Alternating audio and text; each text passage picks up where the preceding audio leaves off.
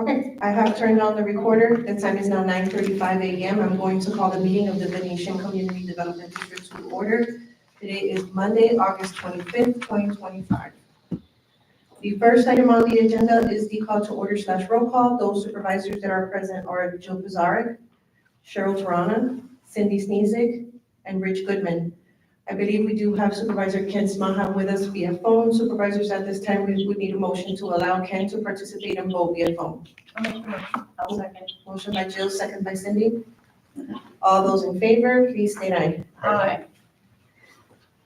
Thank you. On behalf of District Management, we have myself, Linda Landon, District Council Andy Cohen is present, District Engineer Rick Schapper is present, Field Manager Keith Livermore is present, and we do have the General Manager of the River Club present, Council Valentine, and for the record, there are audience members present. The next item on the agenda is the Pledge of Allegiance. Ladies and gentlemen, we ask that you stand for the pledge. I pledge allegiance to the flag of the United States of America and to the republic for which it stands, one nation, under God, indivisible, with liberty and justice for all. Thank you. Oh, just one thing, supervisors, before we start, well, Bob Knight mentioned to me, it's very hard to hear in the back of the room, which is why I should be using microphone. Okay, thank you. We just want to make sure we use my. More speak up. Thank you. The next item on the agenda is the public comment portion of the agenda. Ladies and gentlemen, as a reminder, we will limit public comments to 3 minutes per person. Our first speaker is Tim Carr. Good morning. I would just like to ask Andy, actually, to express to the board their fiduciary responsibilities in public so the entire community knows exactly what it is. And what can the board do should Vesta not cooperate with the ongoing investigation? That's it. Thank you.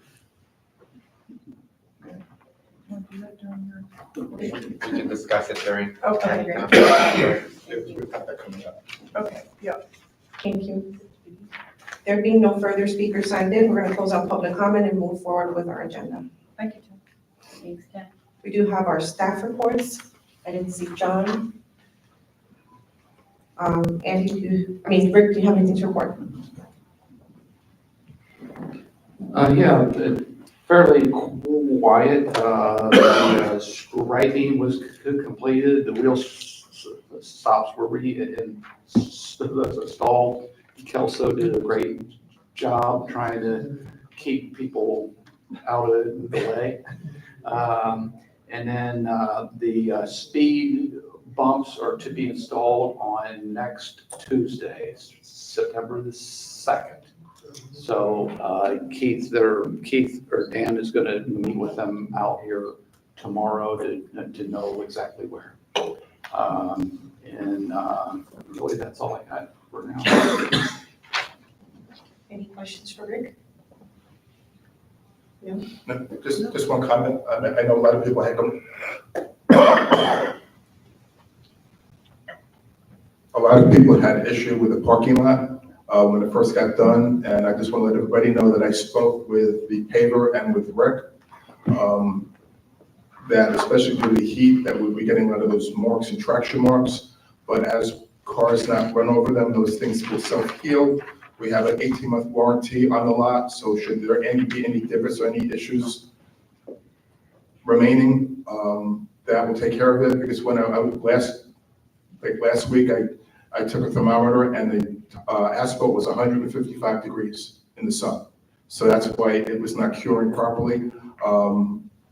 And just coincidentally, I happened to be going to the Publix on Jacaranda, and the Circle K parking lot, which was brand new, had the and part of the Publix parking lot had the exact same issue as we were experiencing. So if Publix and Circle K can't figure it out, then obviously we're never going to. And the answers that we got were correct. So I walked through the parking lot last week, and a lot of things were healed and are better. And so as it now is, we're especially getting more rain, that'll keep it cool and it'll cure. And I think we're in a good place. Okay, cool. And following that, that's a good thing. Don't walk your dog on hot. Yeah, right, Yeah. exactly. Thank you, Rick. Thank you, Rick. Andy, do you have anything to report? Yes, update and a couple other items. First of all, just some updates with regards to the contracts with Solitude. They're dangerously close to done. They're completed from our end. There was a question from Solitude about an item that I think you resolved probably this morning for Olympics, so that'll get done. We sent an addendum for the HVAC agreement, so I believe that'll get executed. We have been circulating the Hampton Golf contract. I sent the latest iteration over the weekend. Don't know if you had an opportunity to take a look at it. But we're getting close on that. So once we get your comments back, that should be the final, or we can put it in a clean version that we can then send out to Hampton, because I know they're probably anxious to take a look at what we have.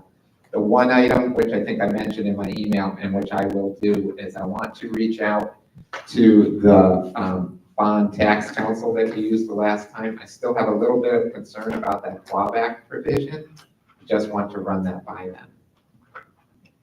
So When do you want our comments back for the final answer? as soon as possible. Well, if the clawback issue, I mean, you talk about the $3,000. Yes. How about, if we can't solve that problem, then we make it a $3,000 bonus.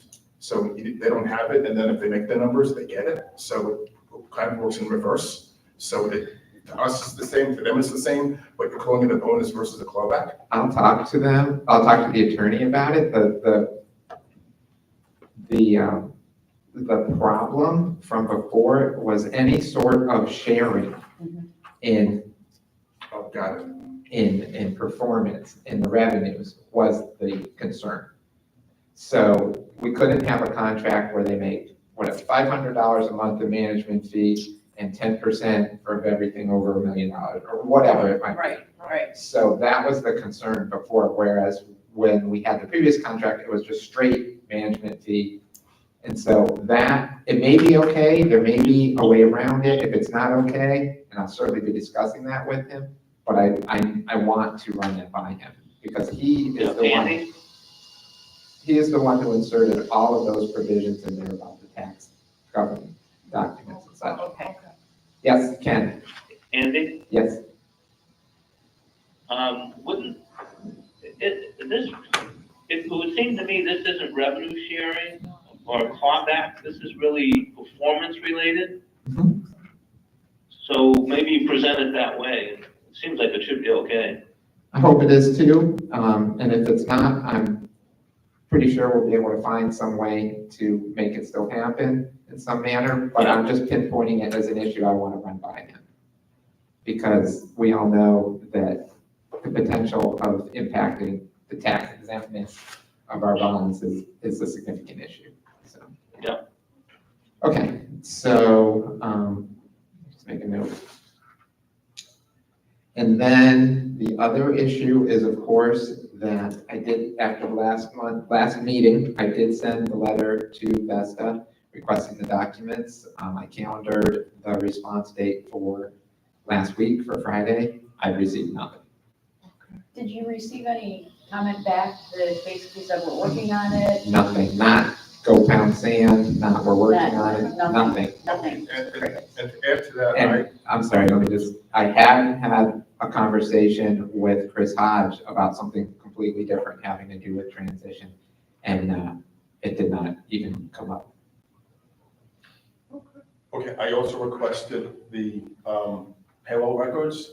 They won't send them to me because they go to Andy, but obviously that doesn't do any good. There's also another issue that I want to, there's another issue going on with credit cards, which we'll bring up later, which I want to see bank statements.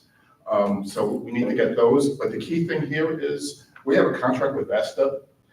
These records are our records. They have every, they must, by contract, must provide them to us within a reasonable timeframe, which, especially electronic records, like payroll records, they're there, that should be a day or two. Bank statements should be a day or two, not weeks.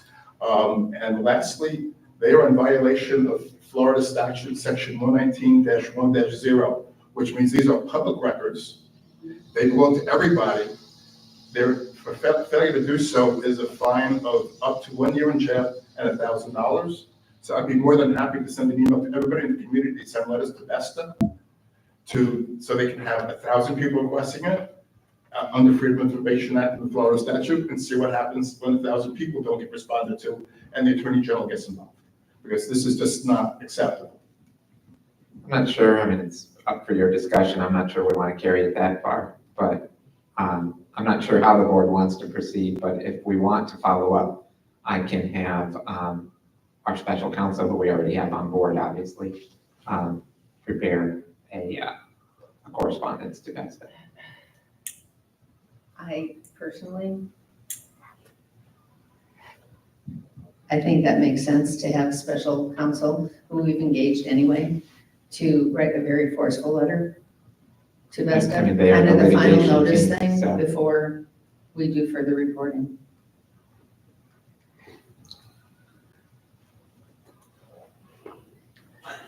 Yeah, I guess, yeah, I have to say, I agree. At the same time, we have a club to transition. So I think all these things need to get put into a basket and well, let's see what happens. But I agree. So We we should want do to it. do that as the next step. Yeah, I yes, agree. We should. I think we should as well. Okay. But I also take Jill's position of we've got a transition to get Mhm. through. And we have to think about those consequences. That's why I'm asking, right? I understand the consequences, but we have to get this information. We need, as Tim said, our fiduciary responsibility, we need to understand where we're at and what's going on. And just to bring up the other thing that, talking about with bank records, Byron did an analysis of the credit card fees. They're running about 4.7% of revenue, even when you throw in the tip aspect of it, which it was about 4.2 last year. If we have at least a third of the people on ACH are paid by check, that number should be going down, not up. Probably 2/3 on ACH. So if it's 2/3 on ACH, then that number should be 1/3 of 4.2 or 4.5. So it should be 1.5%, not 4.5%. So where's the other 3 points going? I don't know. That's why I want the bank records as well. The bank credit card statements, because there's something going on. It might be legitimate, I don't know, but we need to understand why we're spending $30,000 of extra credit card fees after we convert it to the ACH factor, and something just doesn't make any sense. I don't know if it's the fee percentage, is it transaction fee, is it something, I don't know, but it's definitely something we need to be looking at and understanding as a board, because we're talking potentially very large dollars here. And even if we go to Hampton, and let's say it's legitimate, we need to understand what it is and how it's accumulating to that degree, so we can make the proper decisions on how to go forward. Okay. That's all I got. I'm glad to answer any questions. Did you want to address Tim's request? I mean, I think we kind of already did because the board has decided which way they want to proceed. I'm glad to try and respond. Otherwise, I mean, every board member sitting here, I know, knows that you have fiduciary duty to the community. So I'm not sure what else we need to explain. I think everybody here is acting in all due diligence to do the best they can for the community. So I'm glad to try and answer a specific question if you'd like. Well, maybe I'll just, to help out, I'll summarize how I see it. We are a special taxing district, and that is the core of who we are. So speaking for myself, how I see it is, as a fiduciary responsibility, my primary duty is to make sure that the monies that we collect are used properly and to the best effect for the district, and ideally what the residents of that tax-paying district want. And for myself, that's one of the reasons that I voted. I think we all did in favor of getting the special counsel, because that goes to the core of the fiduciary responsibility. So to me, it comes back to being a special taxing district and those funds. That's it. And what I ran on is what I'm hopefully preaching to doing today is I said I'm going to work for the CDD the same way I run my business, where every dollar is going to act like it's my dollar. So if I see, so dollars that get spent well, dollars that can potentially be saved, should be saved, dollars that are questionable need to be looked at and reviewed, and make sure that we're understanding what's going on at all times.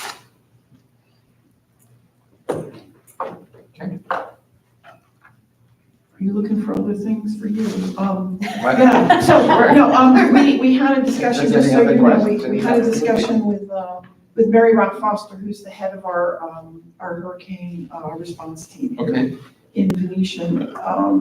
You may recall there were, last year, I think I made a general inquiry to you and Belinda about, potentially using, the River Club in a very catastrophic situation. I think what I did not make clear at the time is that it would be after a hurricane and only after something is deemed safe. So the board on that premise had a general discussion with Mary this morning.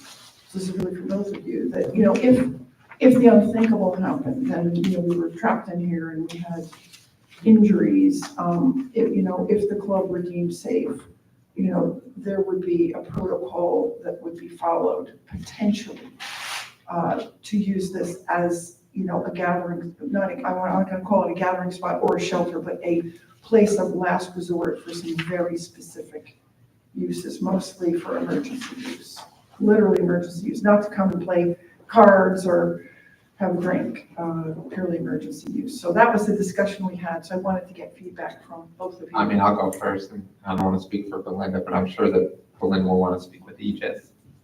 But absent that, speaking personally from my viewpoint, we've already had the discussion that it is not a shelter, and I heard you say it's not a shelter, and we're not going to advertise it as a shelter. We're not going to invite people here as a shelter. It was not built for that. But if we're talking about, okay, storm has passed, people are coming out of their homes, just so happens that we have a generator here, for instance, we're able to get power up here, people can charge their phones, or like you said, people want to come here as a central spot, God forbid there's injuries or something like that. I think that that is okay. But again, I would want Belinda's input, and I think we need Aegis's input, so. Okay. I don't know what your thoughts are, Belinda. We've talked about this several times with Aegis because this is not considered a hardened facility. In order to be considered a location where people can shelter, it has to be a hardened facility. On the liability side, I think my biggest concern would be who would have access to the club, who would be the designated persons that would be able to be in here, and what type of things that they would be doing while in here. Because if, for example, I'm just giving you an example, at another district, another location, once the hurricane passed, people started coming down to the barbecue areas because they wanted to barbecue. They wanted to, some use the pool. It does happen where a lot of people, once the storm is over, they leave their homes, and that's the last thing that you want. You want people to remain in their homes so that first responders can get to where they need to go. So there's a lot to consider there. We can definitely bring Aegis here, and maybe Andy Jimenez can come and have a discussion with the board on what can and can't be done. He's the expert. He's the one I spoke to originally as to whether or not we could have, for example, the HRT team stationed here. But, he was concerned with liability. So I think, having him here for a meeting would help so that he can answer all your questions. Yeah, that would be great. If it's helpful for you to know, Mary has set up shelters and knows about, access control, both knowing who's in the building and what happens in the building, what's allowed to happen in the building is the single most important thing. She's set up shelters and run shelters through both Hurricane Katrina and also Irma here in Florida. So she's a nurse, she's a registered nurse and an attorney. So she's very well versed, but I think, the idea of, partnering with each is to understand what their concerns are, I think is, great. It's a great idea. Okay. Perfect, thanks. Any other questions for Andy? Council, do you have anything to report? Yeah, sure.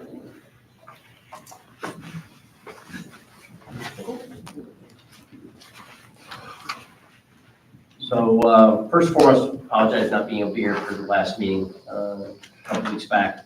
Had some important things to take care of at home, but I did read through the notes.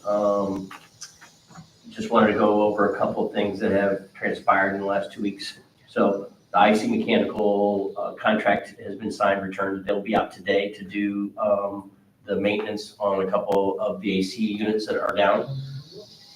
We did, in the process of the fitness committee or the fitness project, discover a leak in the roof, the hatch that they get up there to work on the mechanicals up there. The seal needs to be replaced. So apparently this has been an issue for some time with the dampness and moisture up there. So that will be taken care of. We'll get an idea of what that cost looks like. Not meaning anything major, because it's the rubber seal around that hatch, but that's what's been causing that for apparently years for you guys. So that was a good thing coming out of cleaning that closet out necessarily. In addition to that, Hampton did reach out to me. They did email me last week. Cindy did. And so we discussed and talked about. She's the head of HR, right? Yes, Cindy, yeah. Vice President HR. Yeah. Mhm. And said that she would like her and Justin to come out on the 2nd and 3rd to meet with the staff. And so, again, I am not really informed. I don't really know what's going on the higher level between Vesta and Hampton or the board necessarily. I've just been busy with everything in the operations. But I did read through some of the notes as far as the restricted covenants, and so I did reach out to Ginger to try to figure out what I needed to do, and if not assuming anything, just trying to figure out exactly what is allowed. And I did finally get a hold of her. I'm gonna talk to her this afternoon, but she did reply to me and just said that they haven't gotten the final word and not okayed to release information necessarily until they finalize whatever contract that they're trying to shore up the year-end financials and are concerned about access to Jonas, because Melissa's been working diligent with trying to make sure that all the financials are done for the end of the year. Again, above my focus and ability. And so with you guys talking about that, I understand there are some concerns there, but at the same time, my responsibility with this transition is to make sure that it goes smooth. And I just want to ensure that we have the okay for Hampton to come in and to talk with the team for transition, because I do believe that it will go a long way for comforting the team members that are going to stay here. But I just want to make sure that, we are okay with that. Can you explain, I'm not quite following, it could be I need another coffee, but are you looking for an okay from us, or? So there was Yeah. emails back and forth from council. And so they just were concerned about restricted covenants and information. Who was concerned?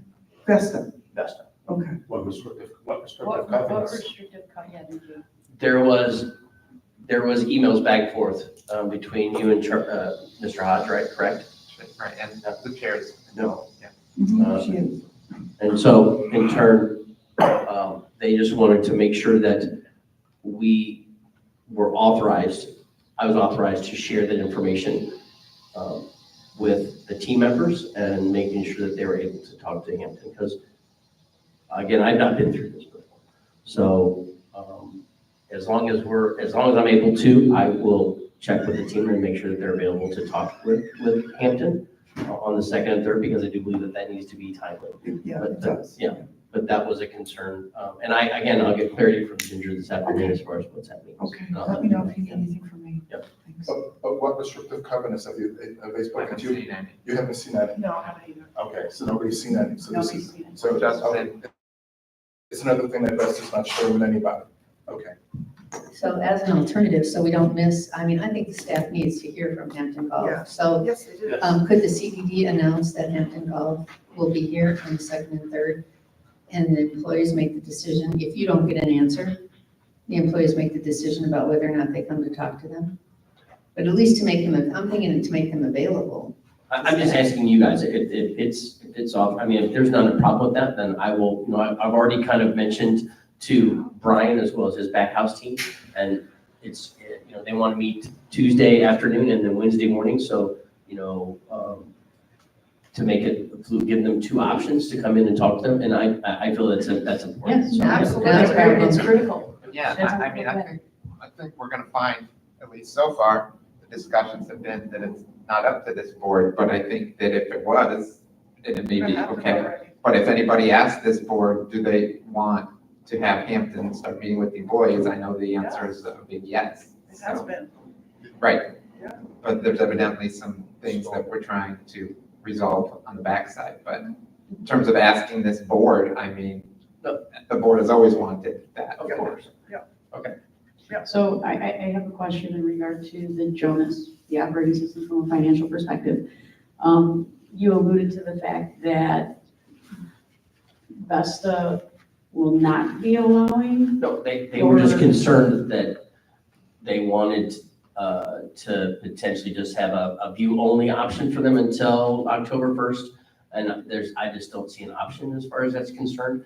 an option for Hampton To to have change insight? any financial information in there, any kind of, Can you give them a view only? We can give them a view only. That's not an issue. I think they need to have view only as soon as we have the opportunity to legally give it to them. And then effective, I know we've got to close the year-end financial statements, but I don't think there is any reason, once October 1st rolls around, to leave that view read-only access. They need to have the transactional read-write I just think access that- on October 1st. I just think that Ginger's concern was over the next, 3 weeks, 4 weeks. I would highly recommend that we give them the view access, whatever that needs to be and whoever needs to see it. They're not gonna change Yeah. anything, so. They're not going to change anything. Right, correct. Yes. So if you're asking us for that, I am saying yes, let's give that access I agree. to Hampton. That's all. Okay, No, go ahead. No, you go ahead. Okay, I got a couple of questions. On the financials, the cost of goods for food is running almost 50-something%. How did it go up so high this month? What was different this last month? We were closed for 2 weeks, basically, with the parking lot being closed, and then the week before that, the tiki was closed with the construction.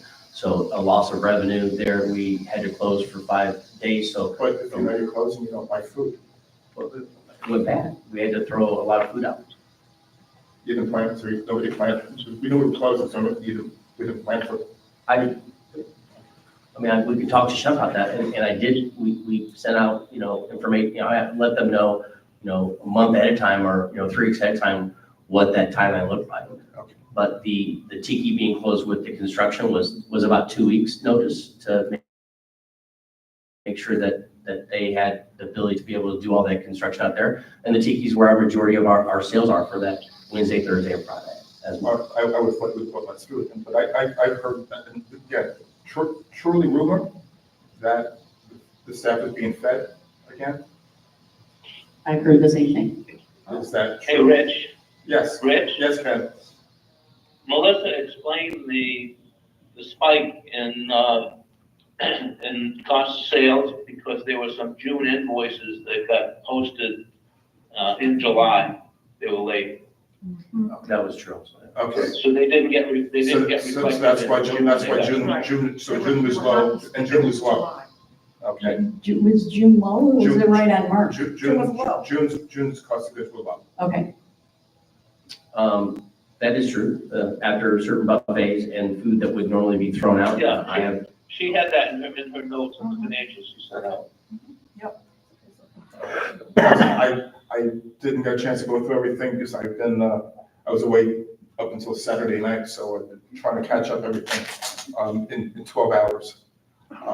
But, so, okay, so the staff is only getting fed throw-out food. yeah, Okay, 100%. that's fine. It's not on a regular basis, it's just when we have it. I have I'd rather serve them than throw it I out. have absolutely no problem with that at all.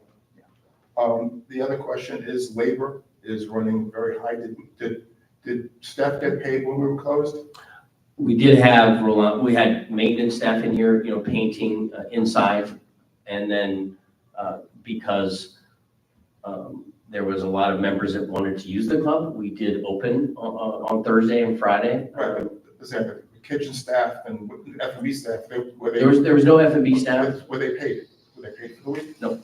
Okay, then why, then the labor is running about 160. Because everyone took their sick time, their vacation time, because they wanted to get paid. So that is, we encourage that because they needed, being closed or not getting paid, and they live paycheck to paycheck. So I did encourage them to take their vacation, their sick time, anything that they had.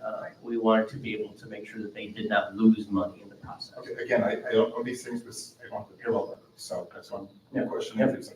And the last thing I brought up at the last meeting, if we have people, well, two other things. We have people that we were told that can't, you have to keep them off hours. Then I hear people that are getting overtime every day, and then you hired a new employee a few weeks ago. If we have people who can't get enough hours, then people getting overtime and hiring new employees, that doesn't jive into the same scenario. I mean, we're slow, we're off, we knew we were gonna be closed for weeks, yet we hire new people and people doing overtime. I'm just very confused as to what I'm hearing. Again, I don't have payroll records, so that's, I just have to bring it out and ask. To eliminate overtime, to make it as simple as possible. There was a few people that were getting overtime, and so I did get a few hires, but we did lose some people as well.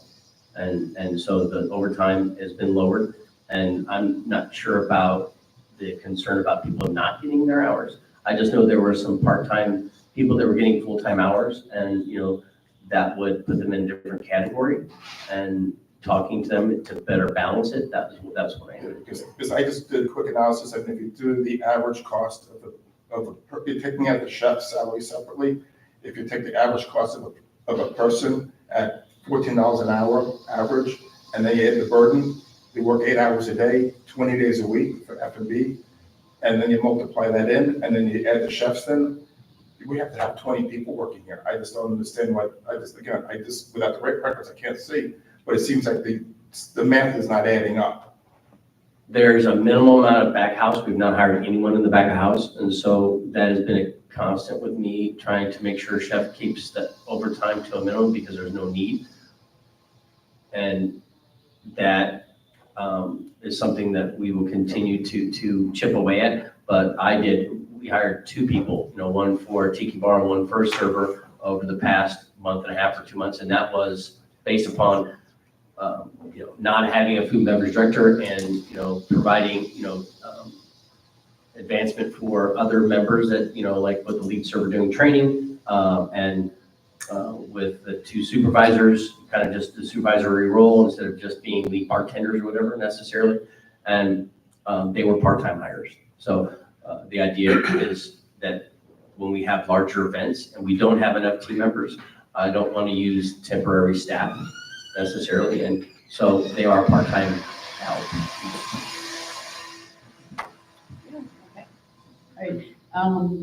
The Ritzman contract for the tennis courts has.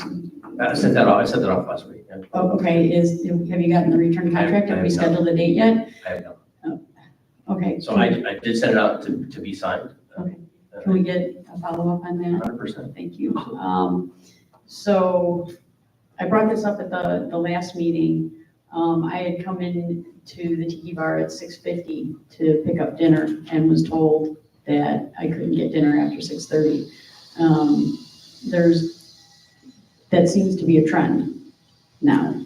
I'm just curious, are we stopping dinner service at 6:30 or, because last I talked to you, when I brought this up in your office, I actually said we could get dinner till 6:59, and you said yes. But that doesn't seem. But you're saying that's a trend, so it's happened More. this last week? Okay. Cheryl?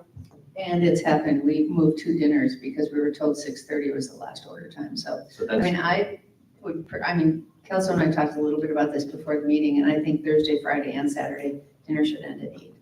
That's how it's always been here, and, you know, I think that to change it kind of midstream is not the right thing.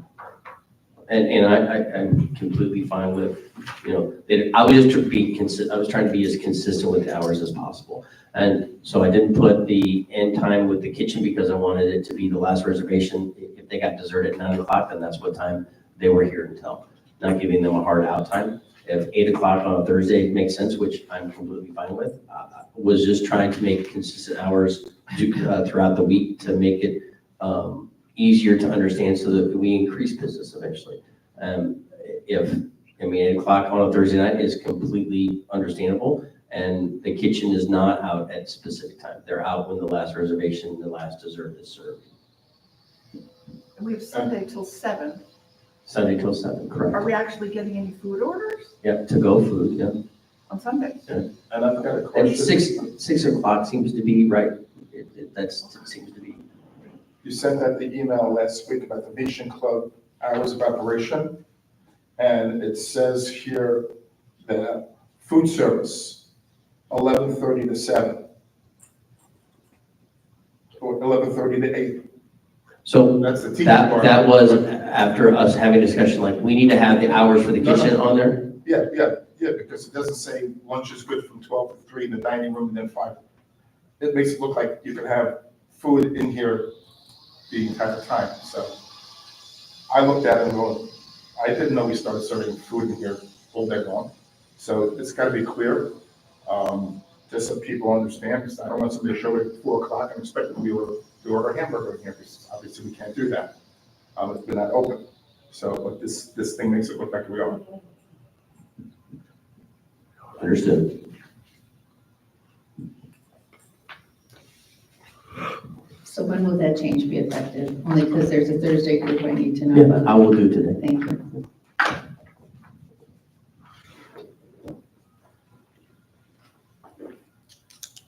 Just on the Jonas thing,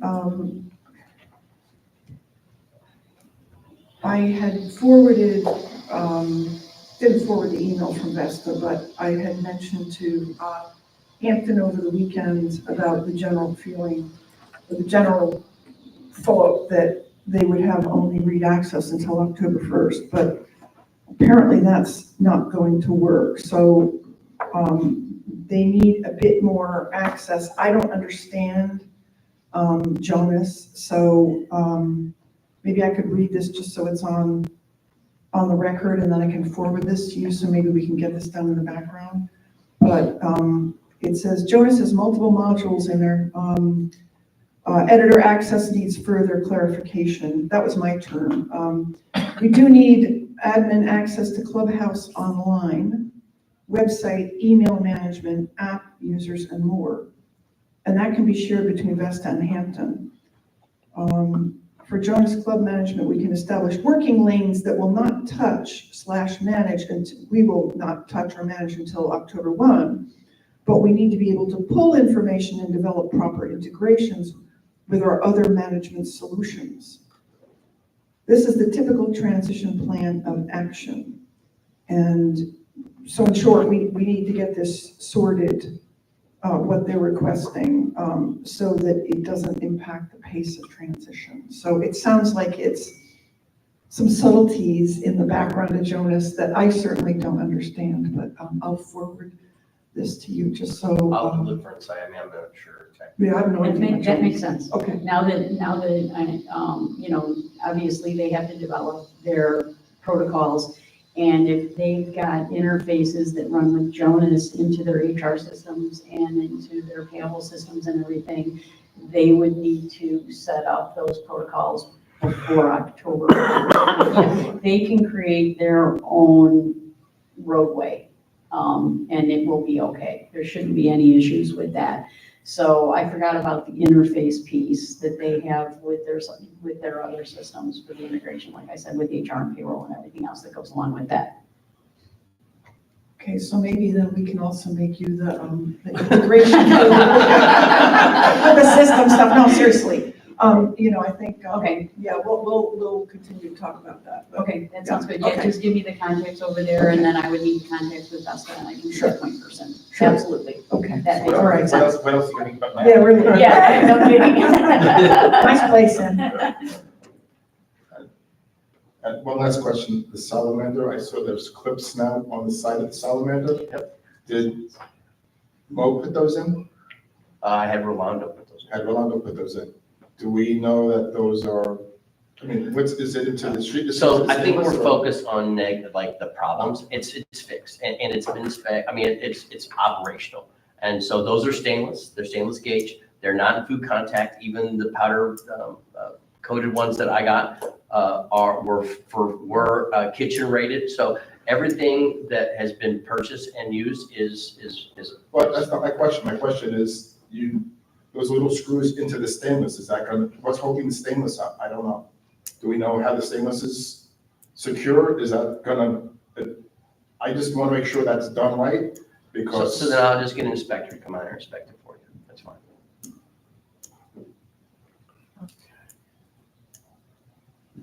Any other questions for council? Keith, do you have anything to report? No, not at this time. I think we talked a little bit about the speed bumps. We're gonna be starting to go in, and we're gonna meet with them tomorrow. We're gonna check with some town cameras, what that would look like, and the cost of those things being put up and throughout the community.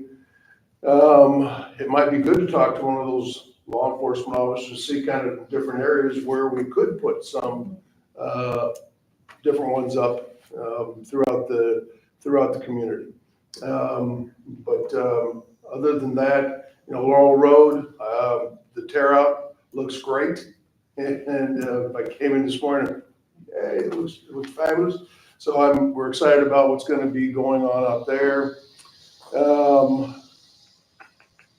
Just some landscaping things that we're excited about the future there with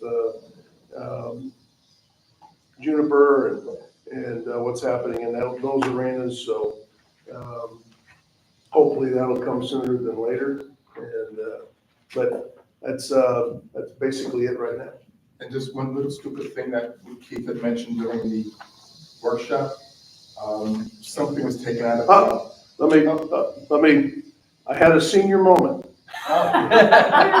And I know that's hard to believe, at 66, I had a senior moment. In fact, if it wasn't for Stephanie, I went and asked her, I said, who was in my office? So, do you know? And she went, I said, somebody took out that tile that I had, and she went, you gave it to the painter.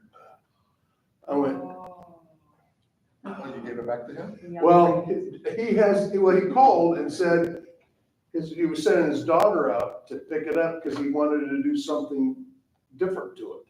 Got it, okay. So I went, oh, goodness gracious, I gotta tell the board that I Okay. seen it. Good, So good, okay. it's not missing. I'm glad. It's been fun. I'm glad to hear that we didn't have an issue here, okay, that's good. One quick favor, the shrubs and weeds and everything growing into the tennis courts, can we have LMP just do a tidy up around the fence? Yeah, and I think that'll take care of any growth that we've got coming in on those tiles into the clay. Okay. Great, thank you.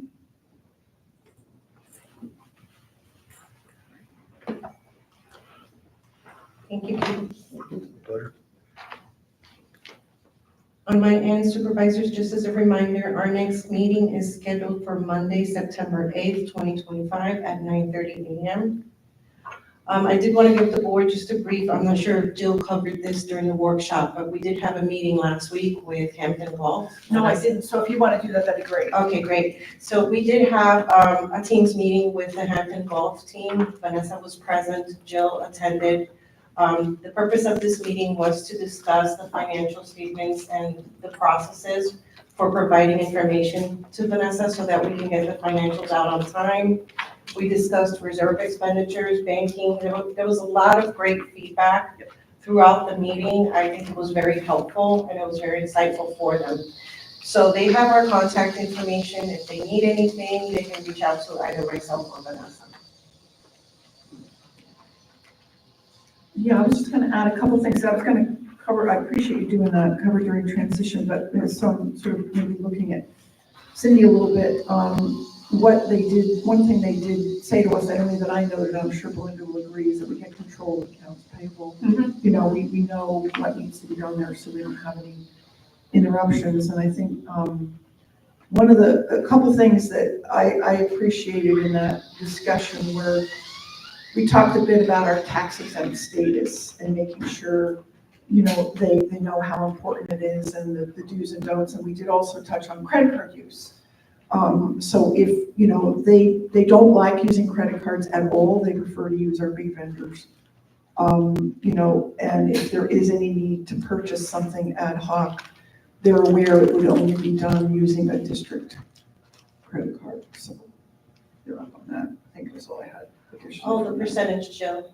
The board asked about the percentage. Oh, for credit card use? Yeah. Yep. So, we did talk to them about, you know, what a suggested use would be for, a convenience fee for credit cards would be. And, Dee Dee Franklin, who's their CFO, said 3%.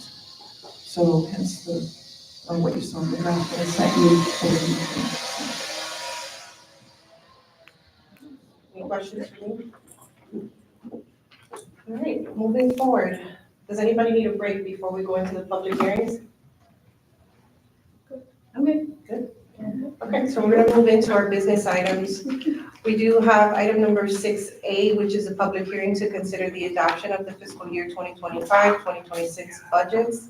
And we do have item number 6B, which is a public hearing to consider the imposition of operations and maintenance special assessments. So supervisors, instead of holding two separate hearings, when we open up the public hearing, we're going to announce that the residents can speak on either one, because we're holding two public hearings at one time. Right, so one public hearing, members of the public, it's your opportunity to address anything regarding budget or assessment. And then we'll hear from the public. The board can have whatever discussions they'd like, and then we have two resolutions for your consideration. So at this time, we do need a motion to open up the public hearing. Make that motion.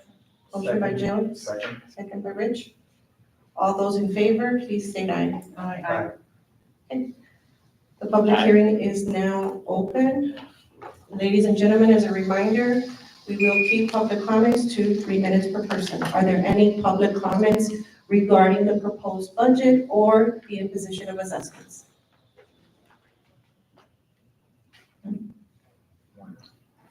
That's a first. Okay, so there being no public comments, we're going to close out the public hearing. We would need a motion to close the public hearing. Motion by Jill, Second. second by Rich. All those in favor, please state aye. Aye. The public hearings are now closed. So we do have the consideration of resolution 2025-05, which is the annual appropriations and adopting the budget for fiscal year 2025-2026 for your consideration. This is behind tab number 2. We also have the consideration of resolution 2025-06, making a determination of benefit and imposing special assessments for fiscal year 2025-2026. This is behind tab number 3 for your review. Excuse me, there was just one typo in 2025-05. The first whereas should have said 15th of June, but I believe Belinda's corrected that already in the signature copy.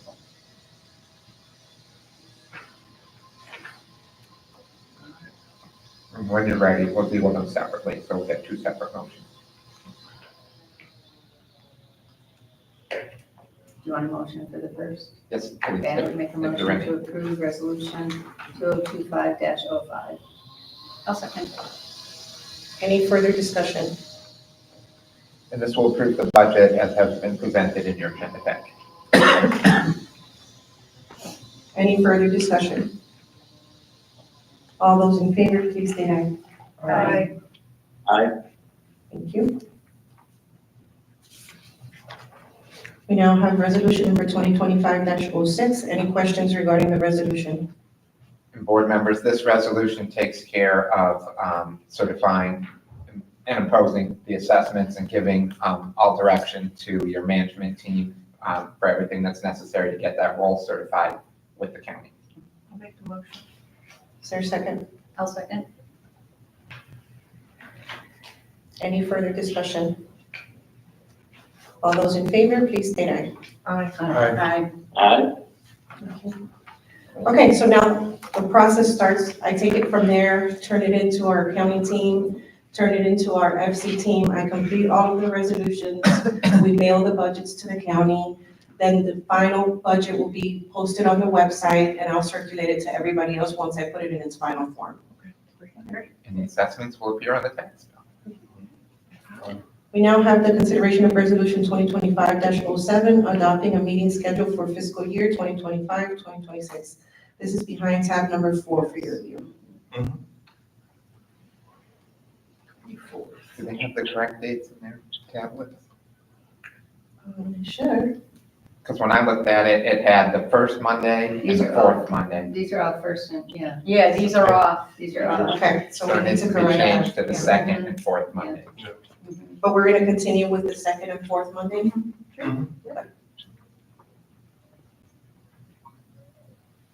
could do the first in October and not to be at one. Okay, so we'll modify the schedule. So, are we gonna go ahead and approve the resolution subject to change? Yes. Okay. So we would need a motion to approve resolution number 2025-07, subject to changes on the schedule. I make that motion. Any further discussion? All those in favor, please state aye. Aye. Thank you.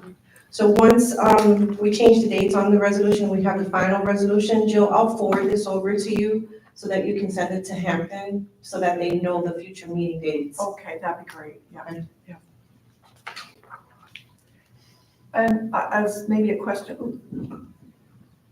for the board, because you're gonna be putting out notices, we're gonna continue with workshops then at 8:30 for each, yeah? At least as I think we should. as we go. We'll notice some. And right, you can always cancel Right. it, so you're better I off just think over it makes them so noticing much than more, I less. think we're getting a lot done. Oh my gosh, yeah. Yeah, okay, so those will include for each one of those. Yeah, thanks.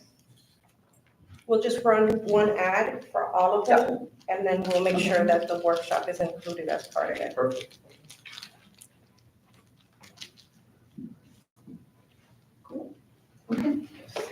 We now have the discussion regarding adding a committee chairperson updates to the agenda. I'm not sure who added this. I added that.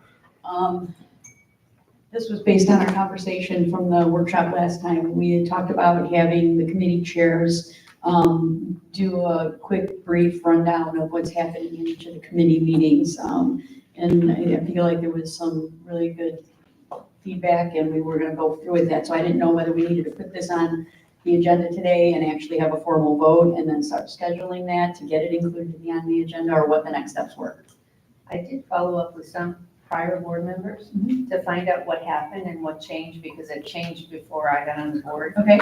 And what I was told was that they were really long and ended up with dialogue between the audience and the chairperson, and they would go on for like over 30, 40 minutes Okay, sometimes. we would let So that we happen. have to, when the rest of my sentences, these have to be a very specific, Yes. like whatever it is, 5 to 10 minutes, and you're gonna get the timer. Yes. 10 minutes, and there's no dialogue. Right. And so I think we just have to give the chair people or their designee, should be or designate, a very specific guidelines about it. That'd be my only comment. I agree with that 100%. I think they should participate, I just think we have to be careful. I agree with that. I think I was thinking 3 to 5 minutes, not to exceed 5 minutes, because that's really all it takes to get the update in. And then those chairs can provide information that we're not necessarily seeing in the minutes, because I feel like the minutes are delayed by the time they get included in our agenda for approval and everything.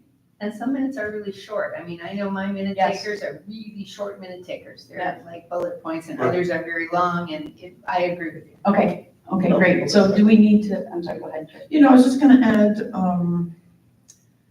do we want to make it, I'm just thinking about how Belinda's gonna add this, to the agenda, and maybe the simplest way is to leave it as, you know, any committee chair reports. You know, and however we do that, I don't know if we do it before staff reports, so people aren't sitting here for 4.5 hours. Well, the That's- other thing is, yeah. are we doing every committee every time, or I think we should split them like first half, second half. I There's agree. 2 meetings a month. I agree. That's So where I I was was going. thinking like, so for tennis and fitness, I was thinking that we would do that, their updates, the second meeting of the month because of the timing of the committee meeting. So we would get almost like instantaneous feedback of what happened here in August for tennis and fitness because, and we have that today because we've already had the meeting. So I would like them scheduled based on the time the committee meeting takes place. Landscape would also, they also meet the third week. So Okay. the fourth And week. facility meets the first week, so that would, So that's gonna come. Social dining is also gonna have to be at the second meeting. Okay. So now we're packing the second meeting. Okay. And finance is third week. So everything Everybody's except third facilities. And so everybody's third week except facilities.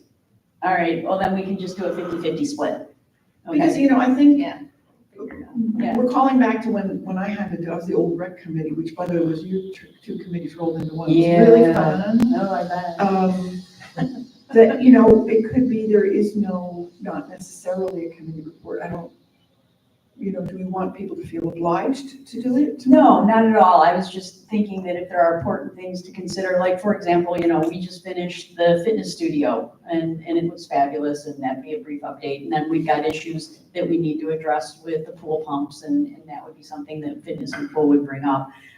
So it would just give us that, you know, opportunity. So, you know, however we split it, I agree with you, Cheryl. I think we should do 5 minutes and then 3 the first of the month, the first meeting of the month, and 3 the second meeting of the month. Okay. Everybody okay with that? Does that require a vote to get it added to the agenda? Okay. All right, then, are you guys comfortable if I just give the split to Sure. Belinda? Yeah, And sure, then, please. okay, great, thank you. Next. Thank you. Great. Are you also going to? I turned it off. Okay.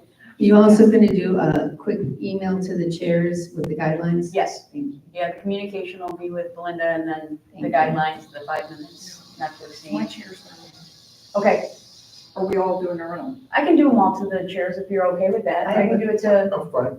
I would like that to make it consistent. Okay, okay, Okay. great, thank you. Moving on to item number 6E, which is the discussion regarding the night shift gatehouse attendant. We Cindy? Yeah, we can skip that. We talked about it in the workshop. I've got some homework to We do. know, yeah. I've got some homework to do there. Are you deferring or deleting? Deferring.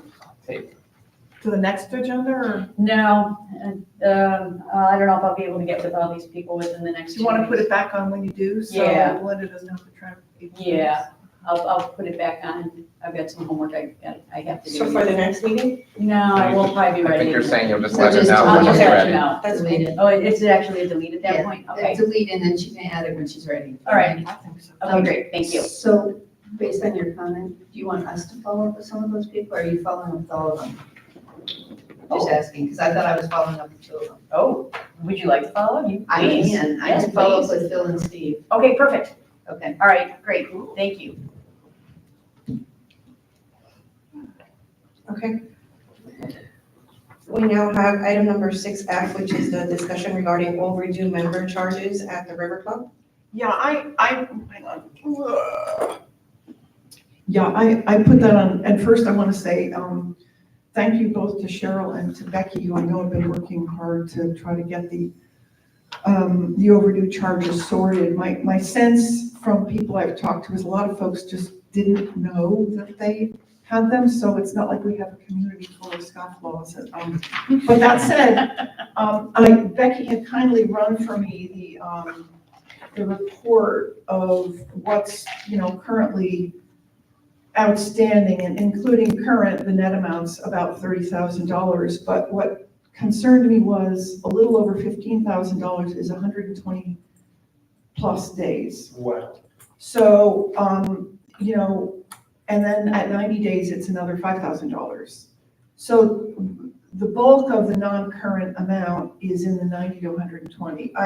And that's the area she and I have been working. Yeah. That area was well over. Oh, I know. That area was Yeah. huge, and so we've been whittling it down and whittling it down and whittling it. There's a couple really big problematic areas on some of the Well, my favorite one was a resident sent a check to the POA who cashed it. I'm working on that Oh, one. no, we fixed it. Barbara fixed it. Oh, she did. Good. Yeah, because they said to the Because I was resident, telling the oh, no, you resident- have to request it. And I said to Barbara, could you please fix it? God bless her.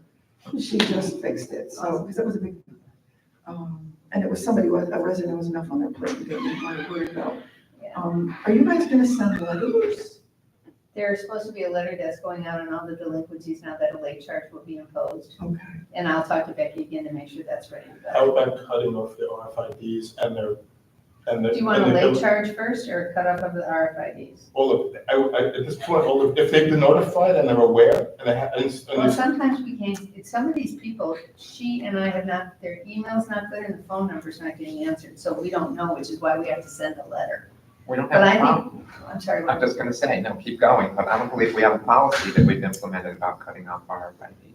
I think you are correct, which is why I asked Becky to put together one collection letter that says this is your final notice that you have delinquencies on your member account and these need to be paid by, and I think we'll give them 2 weeks to pay. Yeah.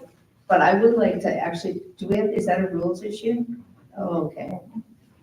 Then maybe for the next meeting, we can talk about a rules issue that if your delinquency, if you have gotten a notice and your delinquency is over, whatever you want, 90 days, 120 days, your RFIDs are shut off. But do we need a hearing for shutting off IDs?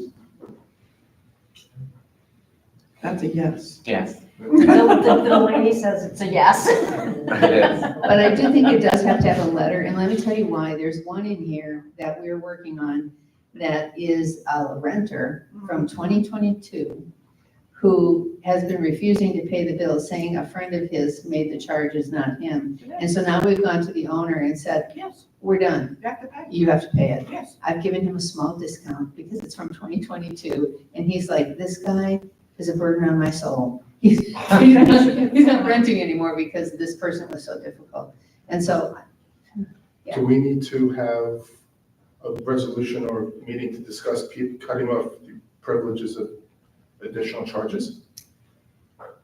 Because, I mean, somebody who's overdue, before you start cutting off RFIDs, if they're 30 days past due, they should not be able to charge any additional.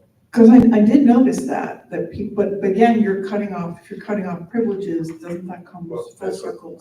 That's not really the same. I mean, you don't pay your bill, you don't get to eat, for instance, as opposed to we're implementing something totally separate, which is possible, but I think would require the rulemaking process to implement a policy for that. So how difficult is that in Jonas to say you can no longer charge to your account?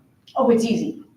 Absolutely, it's a switch. It's That's just one even better. It's, So we need you to can make- activate it. So we need to make sure then that staff is looking at people's cards when they're coming down to eat, to make sure the card, and then putting that in before the process in order. And not just taking somebody's word and verbal for somebody who's not paying, can just. I still think using they should get a those. letter, Yeah. okay? But I think you can put in the letter, hey, if you don't pay, you could potentially lose your rights to charge. Well, that's the first letter. Right. The first letter is, if you don't pay, you lose your right to Yes, I charge. think The you second- could do that the second without letter- any Yeah, the rulemaking. second letter is the demand, we're gonna cut off everything. To me, yes, I'm okay with that. So should we add an agenda item for the next meeting, rulemaking, If you'd like. or is that sufficient notice? Well, I've been discussing it, and then if you're gonna hold a hearing, then we just need the 30-day notice. Well, we need, To initiate the process. right, we need to initiate the process, which involves, it's changed a little. There was some recent legislation.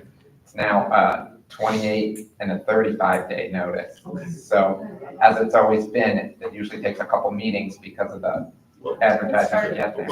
But could we agree today to send it, to start saying that the first letter is, if you don't pay, Oh, yeah. you lose your privileges. I'll and- talk to Becky right after this, Yeah. and we will, that'll be easy. Yeah, I mean, let's start that one yeah. at least. You could, if you want, direct staff to initiate the rulemaking process for this. You could say that today, and we can initiate the process if you're ready for that. I don't know what efficacy your letters are gonna have, so. I still think we need something in place. It's my So- personal opinion, but If you want, we can have a motion to direct staff to implement that policy I'll make the in motion. the rulemaking process. I'll make the motion. Yes, Second,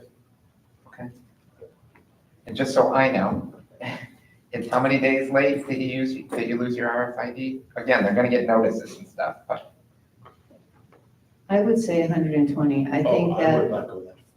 what? I wouldn't go that. Sometimes with renters, it's hard, the owner, I think you need to give the owner time. We'll work with the renter for 30 days. The renter fails on us at 60. We talk to the owner, we give them 30. I think 120 is an RFID shut off, and that will take care of half of this list, more than half of this list. I just think the renter issue creates a little bit of a longer. But that's not our problem. I mean, I understand what you,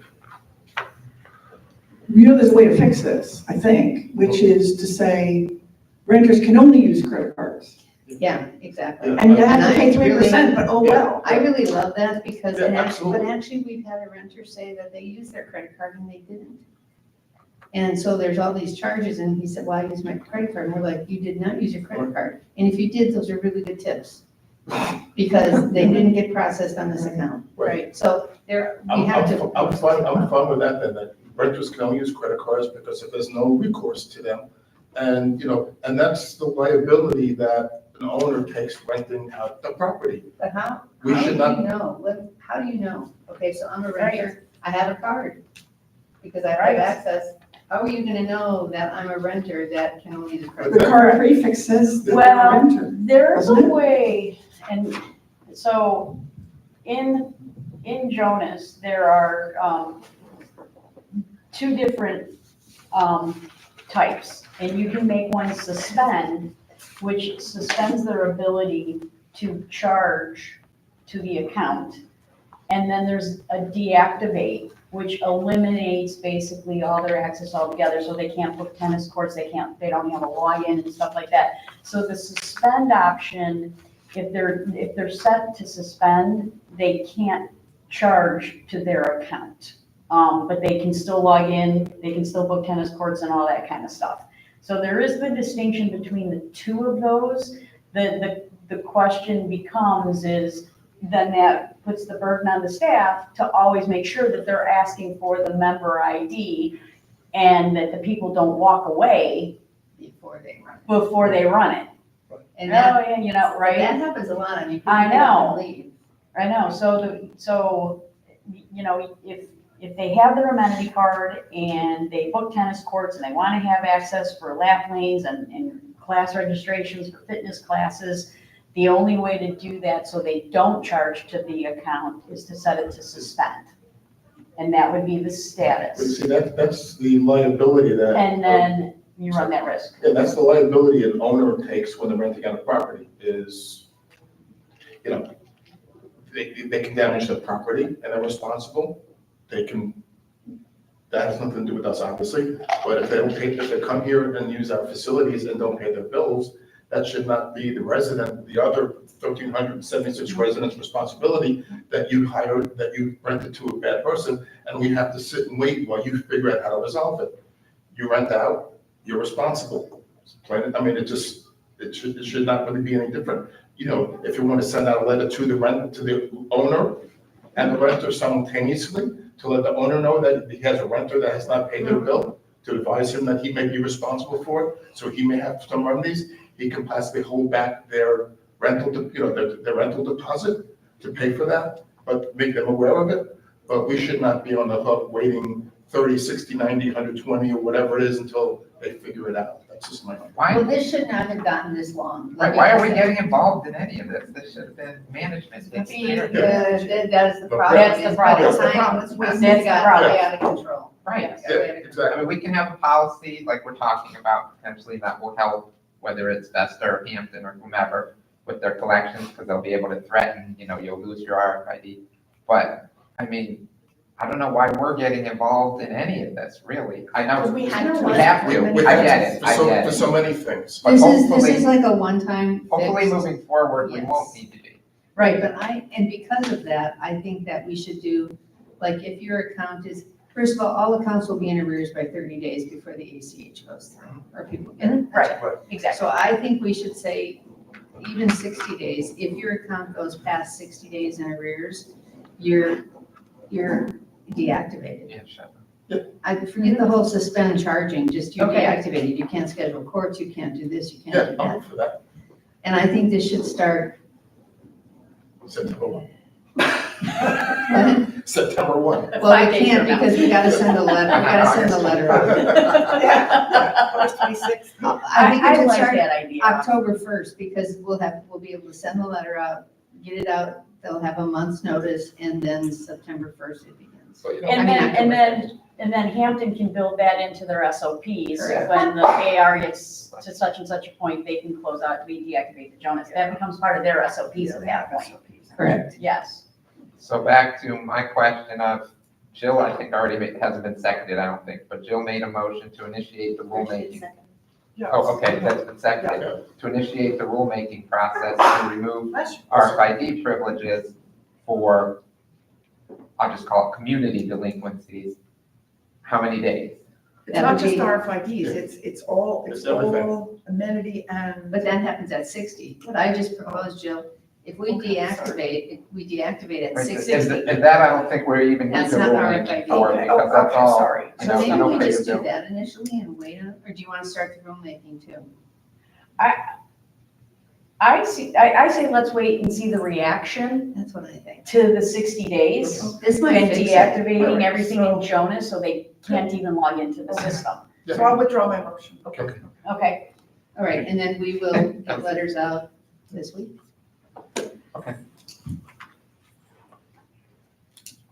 Maybe just one more thing on that.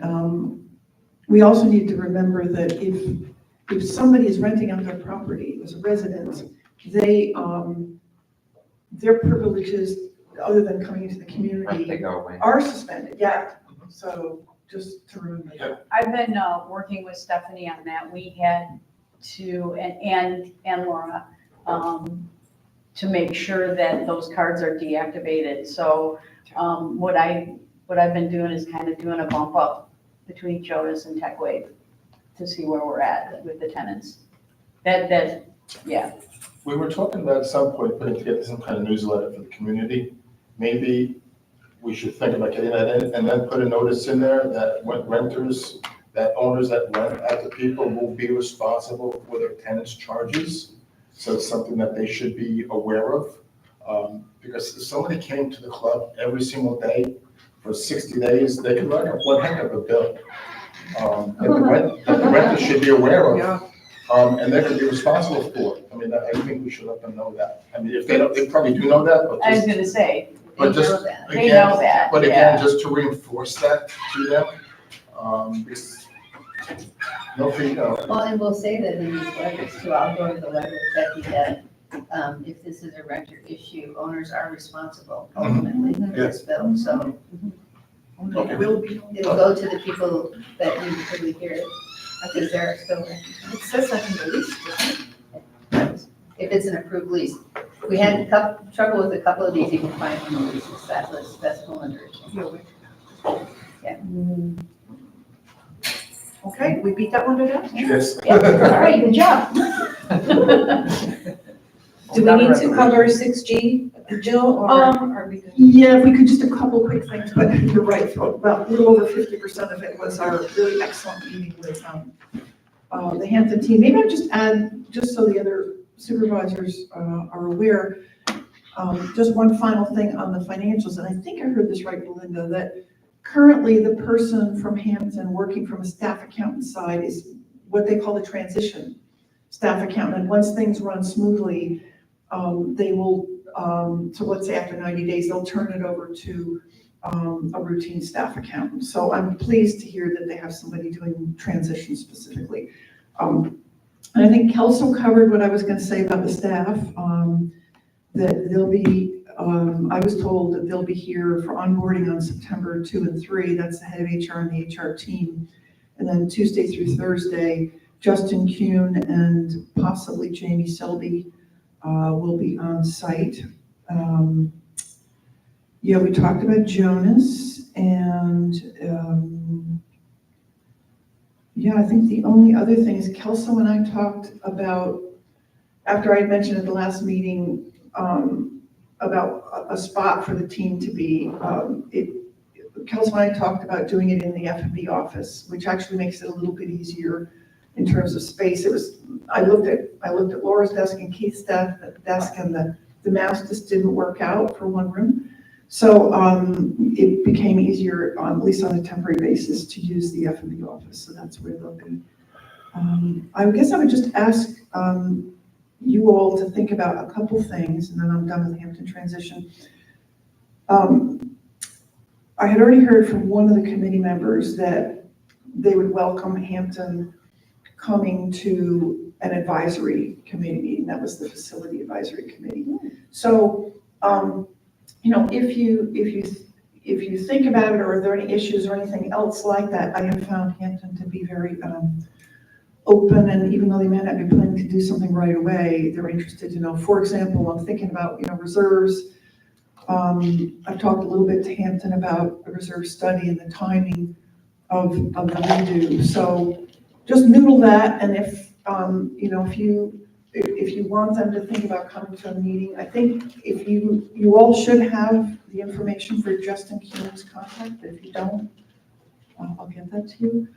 And then finally, and this is maybe for Ken, and I see Byron sitting in the room, it's probably not too early to think about the reports that you want to have from Hampton in terms of financial reports. So maybe just noodle that if you would, Ken. Yeah, I think they're described in the contract for the most part. Yeah, there's some, but if there's anything additional that you want, I would say asking them sooner as opposed to later, just so they can have it on their radar. Yeah, I know, we're not getting the covers reports anymore, so that needs to start again. And event reports. Yeah. Okay. So, last meeting, we talked about, seeing if we wanted to have point people from each of the advisory committees attend some of the transition meetings. I had talked to fitness and then tennis, and they both agreed that they would like to participate in the transition meetings as it pertains to their specific areas. So like Mark would like to participate in the conversations that happen with the courts. And then Nancy would like to participate with anything fitness and pool from a transition perspective. Sure, so I think the first opportunity would be with Justin and Jamie here on, you know, September 2, 3, and 4, especially I think the HR stuff will be done on the 4th.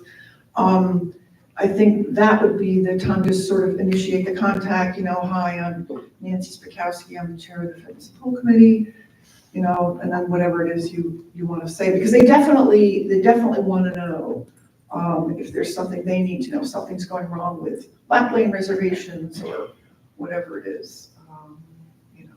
Yep. Okay, thank you.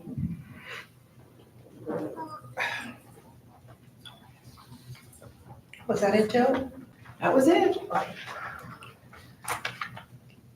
We now have item number 6H, which is the discussion regarding the painting of the monument signs. This is behind tab number 5. Okay, so as you can see, Keith did a great job here getting a vendor that has done work for us previously. The person who was doing the work here came in at $36,000. Then Keith found somebody for $20-something thousand, and now this for $12,000. I know in the workshop, Cheryl had mentioned that the landscape, Juniper has some ideas. I'd like to go forward with this for the sole reason that I want to get something down in the books, basically, for the residents when they come back for the new year, to see that there are improvements being made to the facility and the property.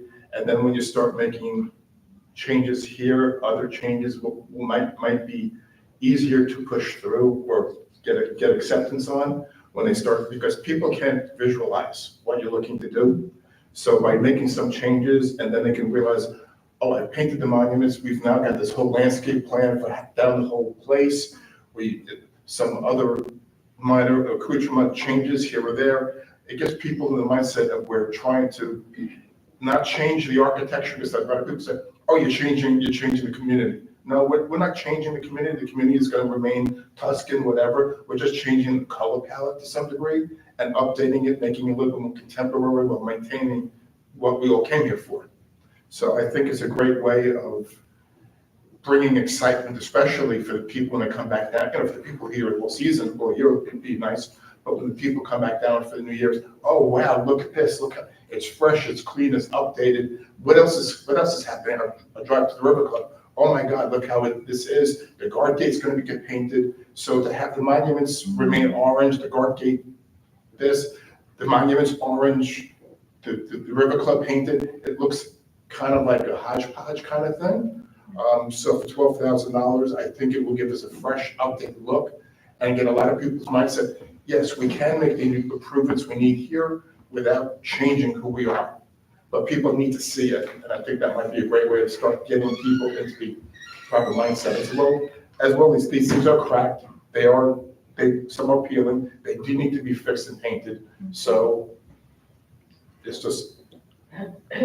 My rebuttal. Yes. I don't disagree that they need to be painted. I just think it's a timing issue. We've engaged Juniper to do the landscape design work for the entrance all the way through to the River Club. So that includes the monuments. He has some different ideas for the monuments already. I'm concerned about painting when there definitely will be landscape changes, including the bowls, possibly the other decorations on the monuments will be affected. And so the issue of painting those decorations can't be addressed now because they should not be changed if we're going to dismantle them. I just think that we're putting the cart before the horse and we should wait for the landscape design, which will be done in the next couple of months.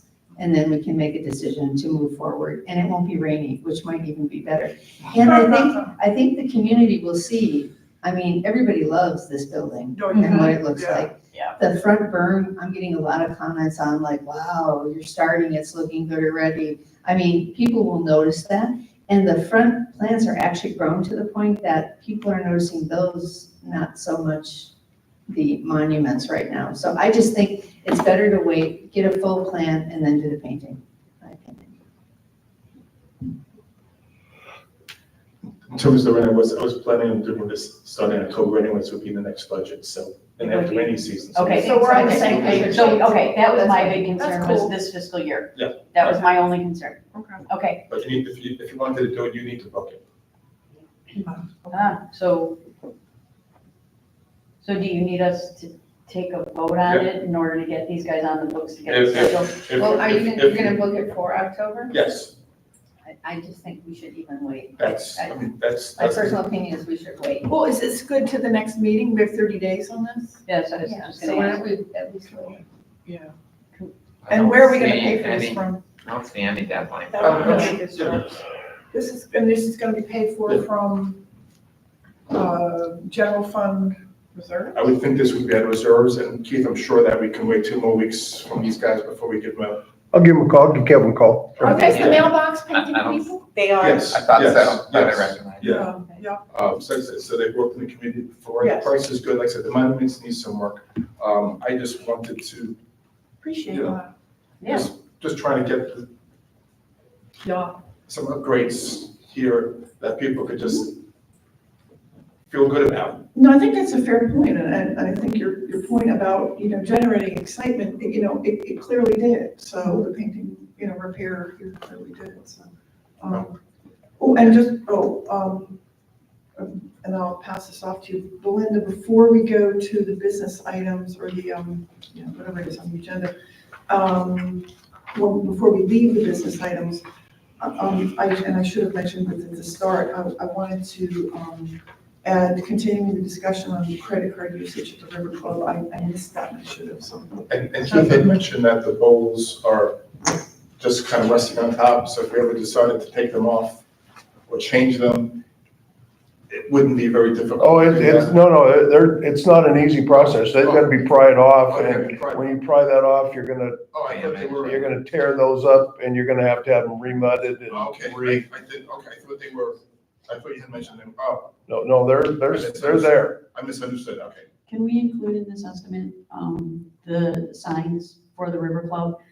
You know, some have those brownish, rust-colored signs, those pole with the poles on them, That would be, I think that we need a sign company for that, or somebody, something those just can't different. be painted. I don't know, if the signs on the front should be, the color should change, the color should change anyway, the signs. The purple signs, thank you. Yeah, the Yeah, they purple look signs, rough yeah, to me, they- whatever they- they are, they should- they just look a little run Well, down. I don't know. if it's just painting those signs, you know, let me know the colors, and I can get them painted.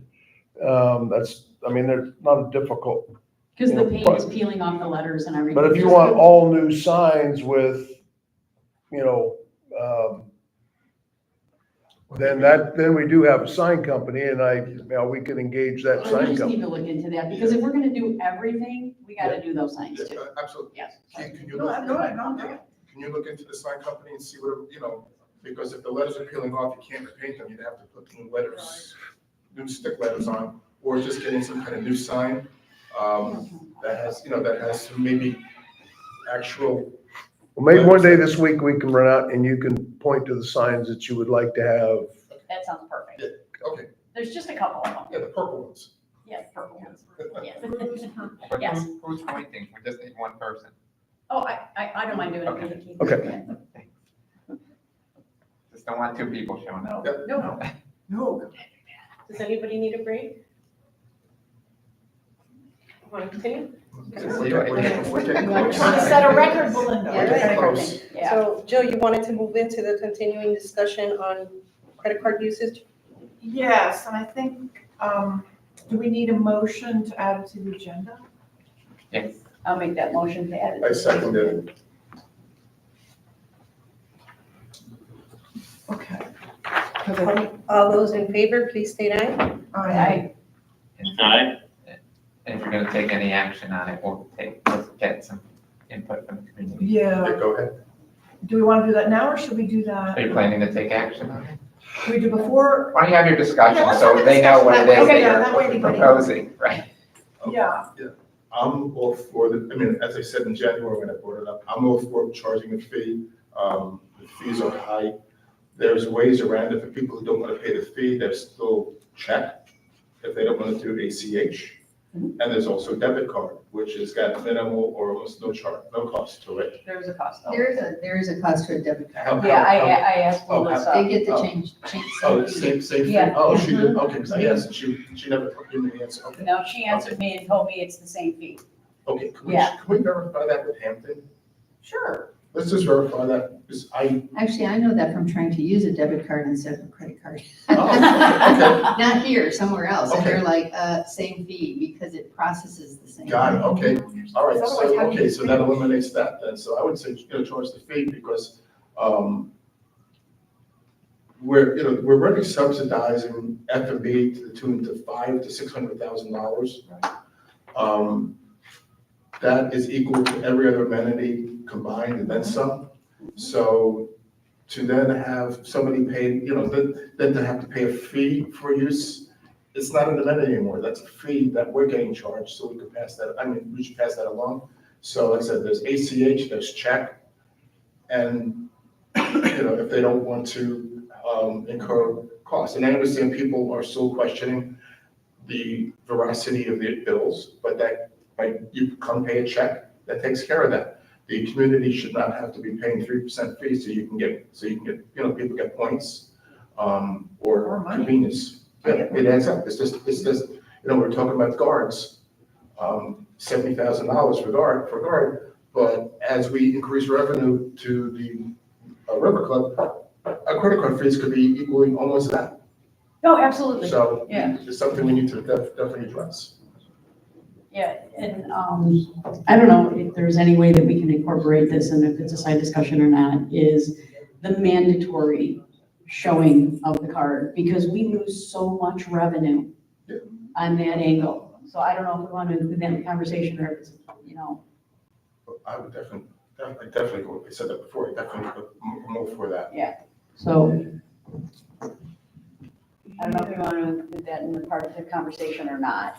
We don't have to, but we need to do something to fix it, because the amount of money that we lose is substantial. Well, part of the discussion I did want to have with you all today is the content of this letter, assuming the board goes forward. I'd be a little worried about putting that message in here as well, because I think it could confuse people. Okay. Because the advice I got from, this was one of the two things that you all had asked me to ask Hampton. First, what's the appropriate percentage? And second of all, how to communicate with people. And the feedback I got from them was that people will understand, but you need to tell them why you're doing it. So therefore, I'm a little concerned about adding another message in here that could be misinterpreted, but I think you're right. And I think that the card needs to be presented at time of ordering is really the key thing. Absolutely. Absolutely. Because it's easy to just forget and get up and walk out and not pay. I almost did that a couple Fridays ago. I almost wandered out. I was like, oh, I didn't pay my bill. Yeah, That's bad. absolutely. Or people filling out, Yep. the wait staff writing down the wrong number by mistake, or just looking at it, or And it happens. somebody throwing out the wrong number intentionally or by accident. Yeah, I mean, to be fair, I did have an extensive conversation with a former supervisor who is concerned if we do this, that we will annoy some people and it will affect our revenue. So I wanted to just share with you, I had that conversation. I think there will be some people who won't like it. But I do, agree that it's a convenience fee. And if I'm going to choose to use a credit card, I am getting something back from the company. For me, it's actually money in my brokerage account. And I don't think that the community should be subsidizing money into my brokerage account. That's kind of how I see it. So, anyway. Might be.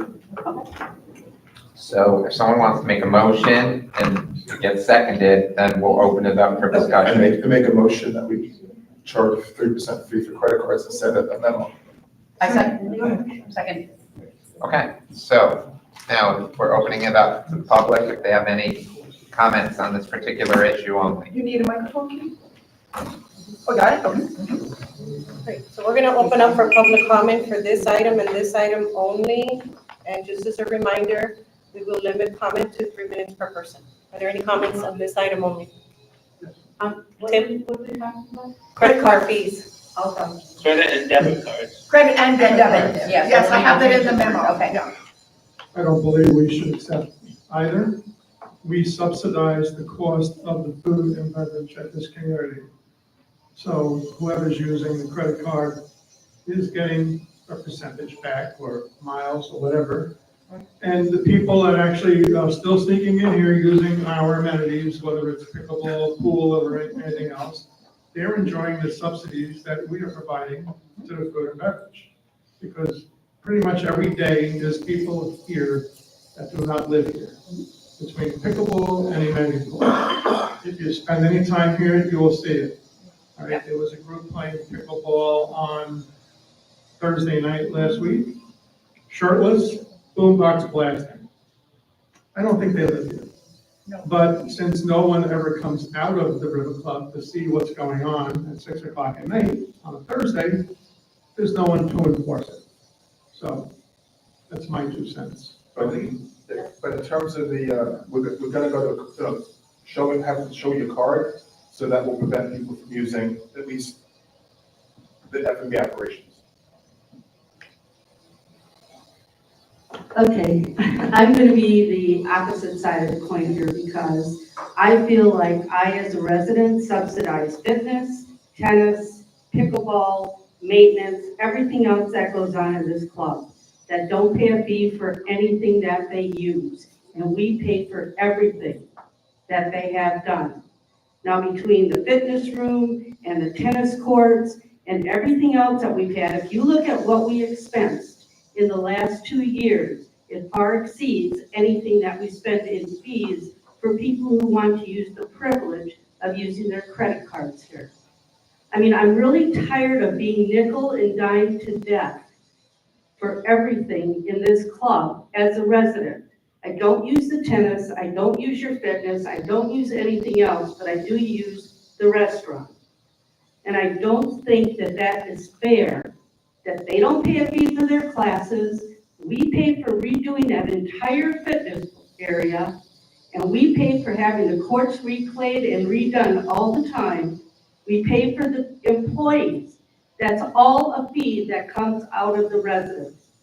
So I think you should reconsider nickel and diming everybody to death over a credit card fee. And as far as the debit card is concerned, I can go to my dentist, I can go get my car fixed, use my debit card, there's no fee on my debit card.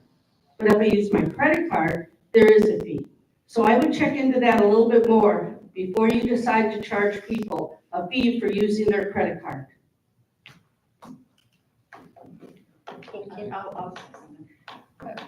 I think there should be fees for credit cards. I'm just finding that the world has changed, and every time I'm going out, there's more and more changes in what I can use. American Express no longer take it at my nail salon. They don't want to pay the, whatever they have to pay to take American Express. Going out to dinner this past weekend, a charge if we wanted to use a credit card. It's just how the world operates because the economy has changed over time, and I don't think I should have to bear the cost of these credit card fees for those people that want to use credit cards. The people that use credit cards should pay for that use, not me. Then you should pay for your classes I don't. in the fitness. I mean, that's separate. We should pay for tennis, we should pay for classes, we should pay for everything. That's a separate topic. Well, it's. Are there any other-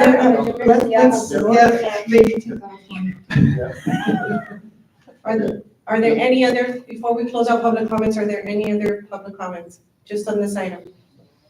Okay, so we're gonna close out public comments. Just, I don't know if you heard, Tony, my comment was that there already is a subsidy for F&B at $600,000, which exceeds every other amenity combined. So if you don't eat here, but you take tennis classes, you're still paying for, you're still participating in that $600,000 subsidy for running this place. When this place gets redone, everybody's paying for it, even if they don't eat here. So everybody's equal in that respect. Like I said, it's a $600,000 subsidy for the F&B operation. We're just trying to reduce that sum, and this is a fee that's being charged for not to eat here, but to use your credit card versus ACH or check. I would just add to how I've always tended to look at these types of things is there's a difference between upkeep of an asset, which frankly, having those assets accrues to the benefit of everybody's property, whether or not you use it.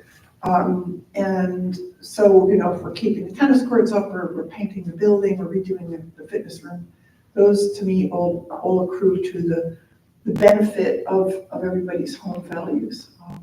That's what I would say to that. I think that we need to just clarify two things. One is, I would like to ask Hampton Golf if debit cards also get the fee, because they're the ones who are going to be dealing with this, and I would like to know an answer from them before we decide it goes for debit cards, although I think it does. My second question is, I think this letter needs to include more information on the whys. Okay. Like the fees affect the amount all homeowners pay for our amenities.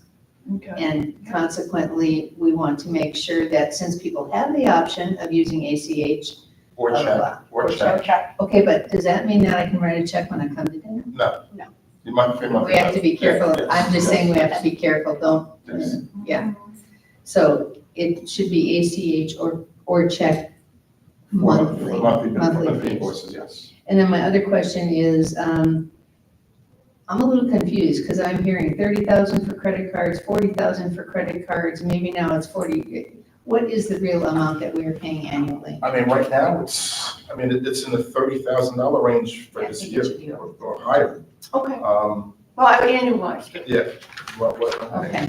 It's a big number. I mean, And it's like, it's running 4.7, 4.8, 4.7, 4.8% right now. Which I don't understand. Yeah, That is- it should be going down because Unless everybody's using American Express. it was actually lower, it was lower before it went to ACH, which is why I'm concerned, and that's why I just asked Andy to ask for the bank statements for the credit card fees, so I can see what the charges are, what percentages we're getting charged, because it doesn't make sense. Credit card fees annually right now, 36, let's see, 33,070.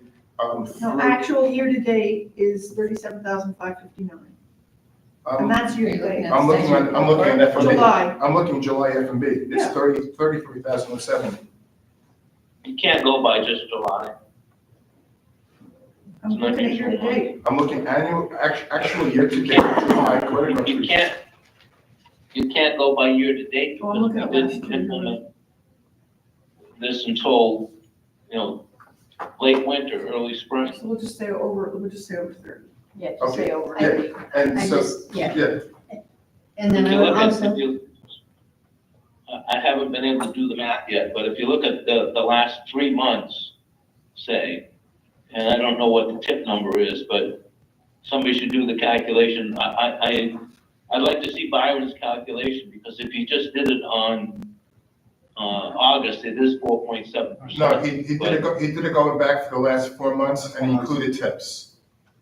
Okay, So it's running it's running to the mid to upper fours, which just doesn't seem to make sense. so my second question to Hampton Golf would be twofold. It would be, one, does it include debit cards? And two is, what is their average credit card fee that they're seeing? Well, yeah, and I did ask that question, and they are seeing, toward 3.5%. A lot different than 4.7. Well, it is, and I asked them that question, and I should be spot there. So they said it is right now a little bit more towards 3.5%, but Dee Dee Franklin felt it should be 3%.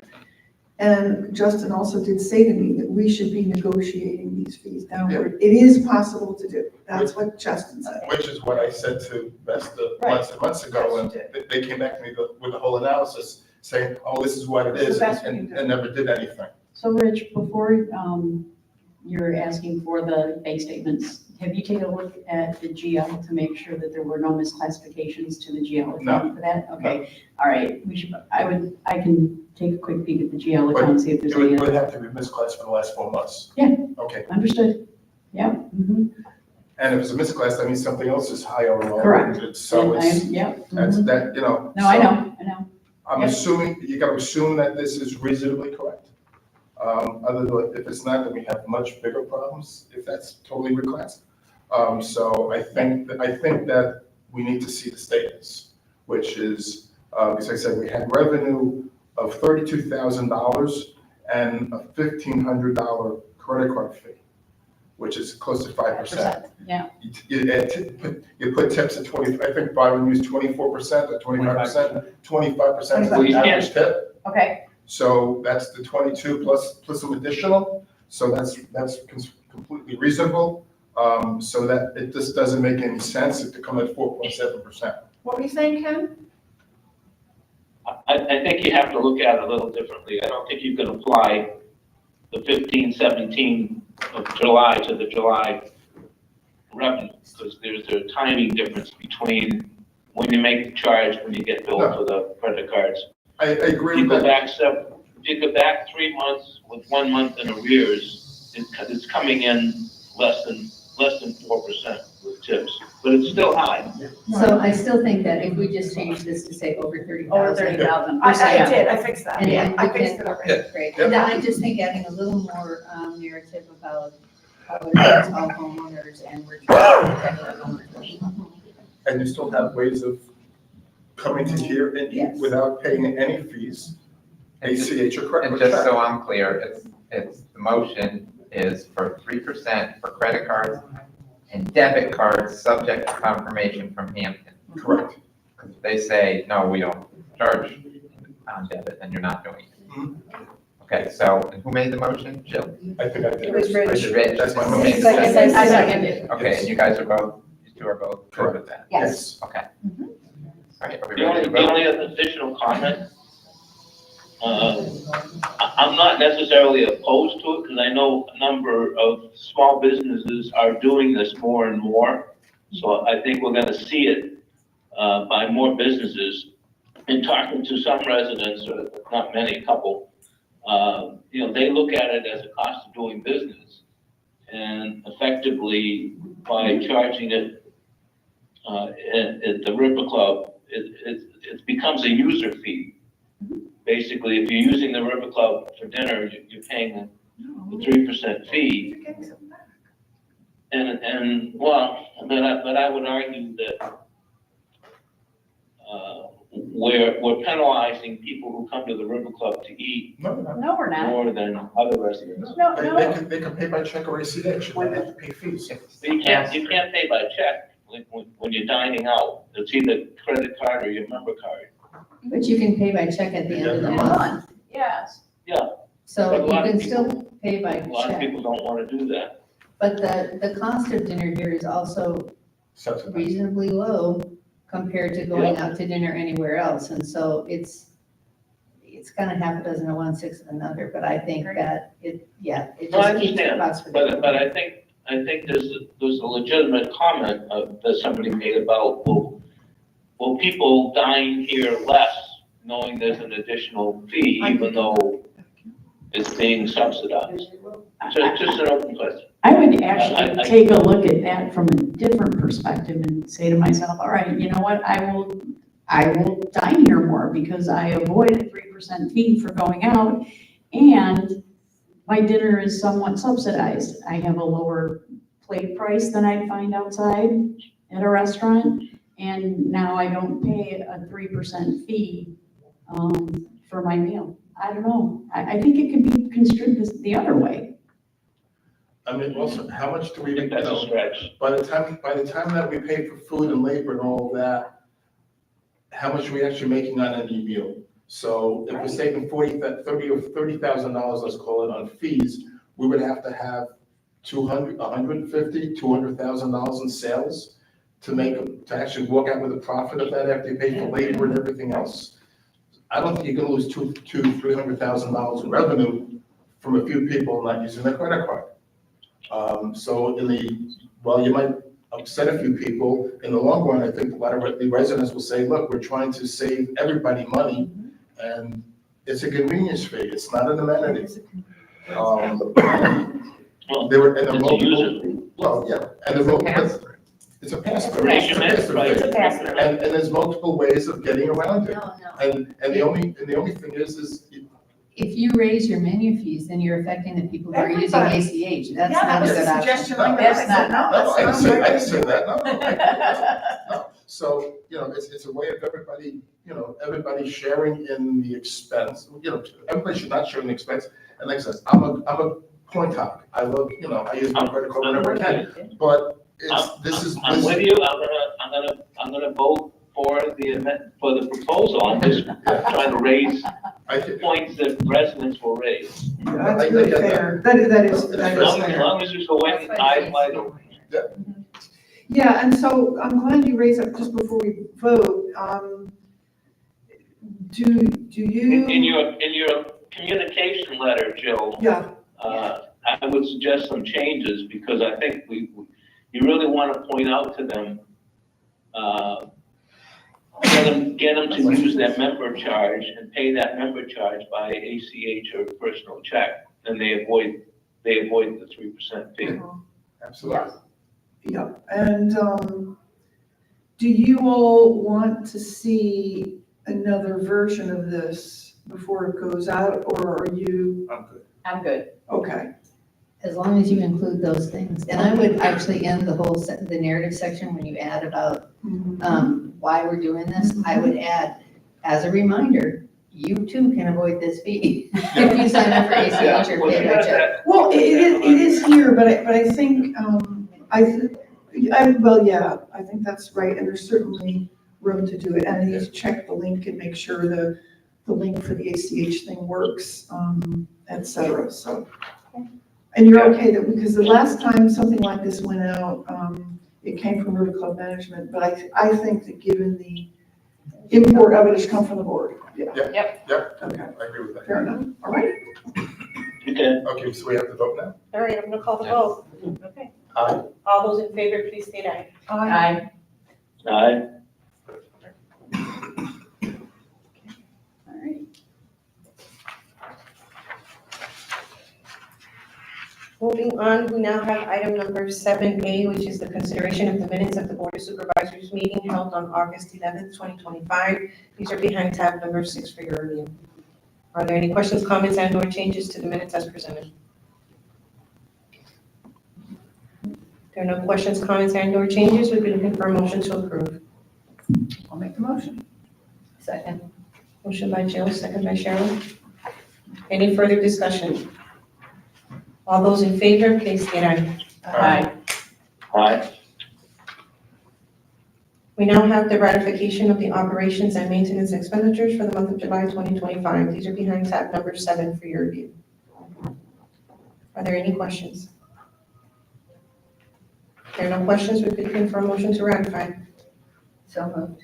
Second. Motion by Cheryl, second by Jill. Any further discussion? All those in favor, please state aye. Aye. Aye. We now have consent items that are being presented for your acceptance. There are 3 sets of minutes: racket sports, July 7th, reserve finance, June 2nd, and facilities, April 1st, May 6th, and June 20th. June 10th. If there are no questions, we'd be looking for a motion to accept. Second? Second by Rich. Any further discussion? All those in favor, please state aye. Aye. Aye.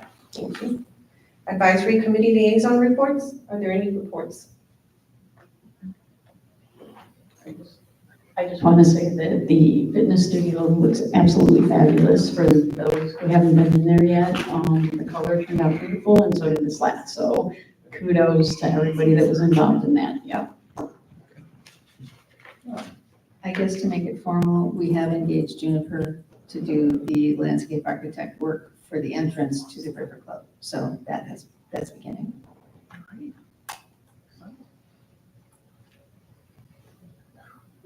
Can I ask you a question about that? At what, do you want, if there was like feedback from us, I guess we'll see a design and then we can project that. Exactly. Yeah, okay. And I took the feedback that this board had to landscape committee and made those comments to Brian. So he kind of knows the whole, what we're looking for. And so with the islands being Right. consistent. And so I think that on his proposal, we'll have time to make those comments and make amendments and changes and. Okay. And it's the same price as the front. I asked him if it would be more since it's a bigger project and he said, no. Awesome. So I'll look for trees. Supervisor requests or comments? Are there any supervisor requests or comments? I just have one thing. It's for Ken. I know that you've, and I appreciate you've been dealing with the golf club. I was chatting with a resident before the meeting got started, and I agree that, is there a way we can push the golf club to tidy up? It doesn't look any better than it did months ago. They've got leaning, half-dead magnolia trees, half-dead junipers, holes where trees used to be, and. So, you know, is it worth, I mean, I'm happy to go and stomp on Jay's foot and ask him to do something about it, but it really looks horrendous. Yeah, I've talked to Jay, both the golf club and the welcome center.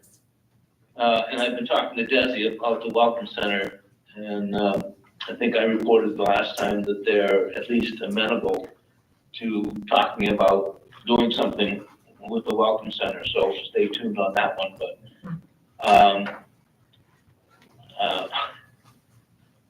they seem focused on the golf course. We can't seem to get them to address the golf club landscaping. You drive by, it looked bad when I left. I'm sure it doesn't look any better because they just are unwilling to put money into that because it doesn't affect their membership.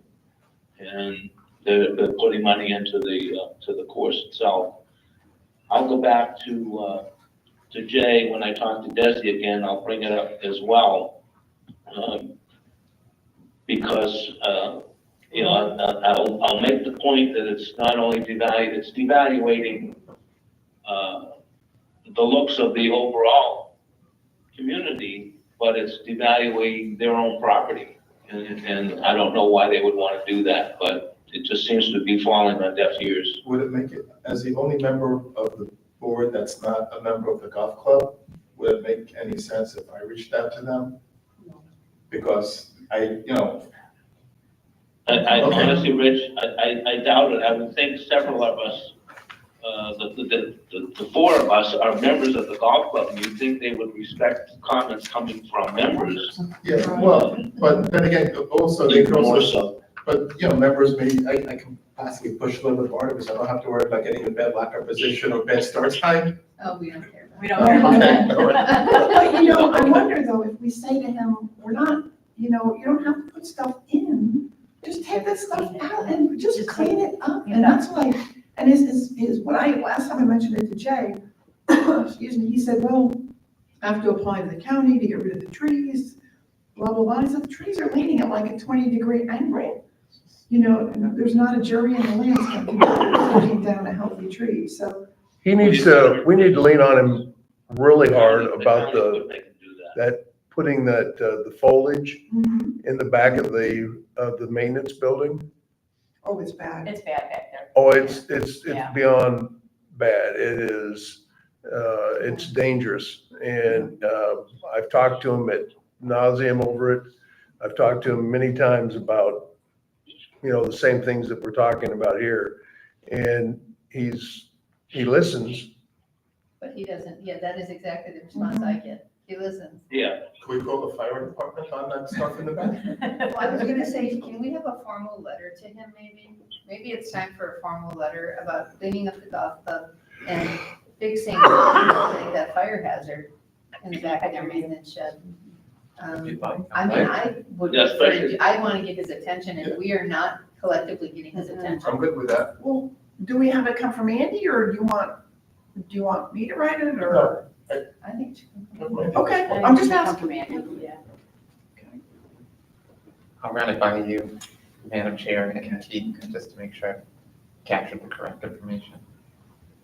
Thank you. I mean, are there any things that we allow the golf club to have? That, I know we give everybody RFID passes, if we could rescind those. If we wanted to, we don't have to give the members RFID passes. Well, I think we could remind them that we do that. I think, we don't want to rescind that. Remind them in a letter that we're trying to be good neighbors by allowing them to have RFID passes. Is there anything else that we, Keith, give them accommodations for? No, our maintenance and their maintenance, we have a good relationship basically as it goes. We get our gas from them. They borrow some of our pumps to help with water at different spots. It's a good give and take with their maintenance guys. They don't get any money. And so it all has to start from Jay and the other gentleman to get any of this done. Getting those grates out there in their golf course was and I still don't believe that they're finished or even have One on 11 one. isn't the last time. And 7 is still a mess. Yeah, 11 is. 7 and 11 So- are a mess. That is the grates are a big concern, safety wise, Safety issue. but that, to me, the big issue is that fire hazard that's behind the maintenance. And maybe that's the letter, that we have been working cooperatively. However, there are a couple things that have not been addressed after multiple. Requests. Yeah. And No, I think the use of RFID tags outside members is about the only leverage we have, and that's a big one. So I'll mention that as well. No, you would mention it, just want to let Andy write that letter. Okay. Yeah.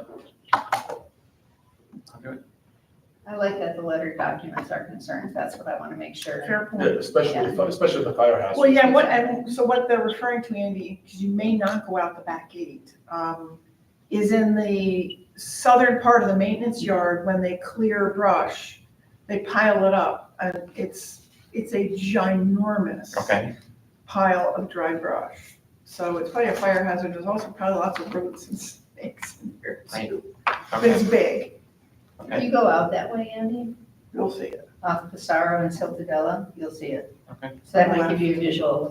Yeah, it's Bad. Looks like the town dome. Yeah. I will drive by. and we're talking tons. Well, that old maintenance yard is a dump back in there. If you go At back least in I took the there. couches away though, no more couches in the yard. No more what? There were couches in the yard for a while. Oh, yeah, no, it's, Yeah, they're gone. you need something, we go back there. Are there any other supervisor requests or comments? I actually have one, and this is towards the council. The other day, a resident found one of our Shea lounges laying in the mud. I was disappointed to see the River Club assets being treated that way. And I'm curious to know how it happened and what we're gonna do to make sure it doesn't happen again. Well, I just got the email from you yesterday, so like That is correct. I'll talk to Rolando when we're out of here. But yeah, it was stored, it was properly, I mean, we had it stored even on Thursday or Friday when I was here. It was in the right location because I was planning on taking those, so.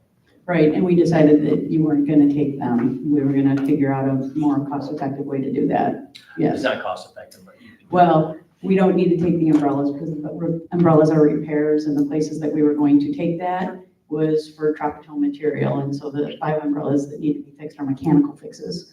So those can probably stay local, so we're only looking at the 2 chairs and the 1 shade. And then we can just put that off until we figure out what's going on with the rest of the furniture, because I believe we were gonna do an inventory of the patio furniture to see what other pieces need to be taken out for repair, because some of them are getting a little bit saggy. Sure.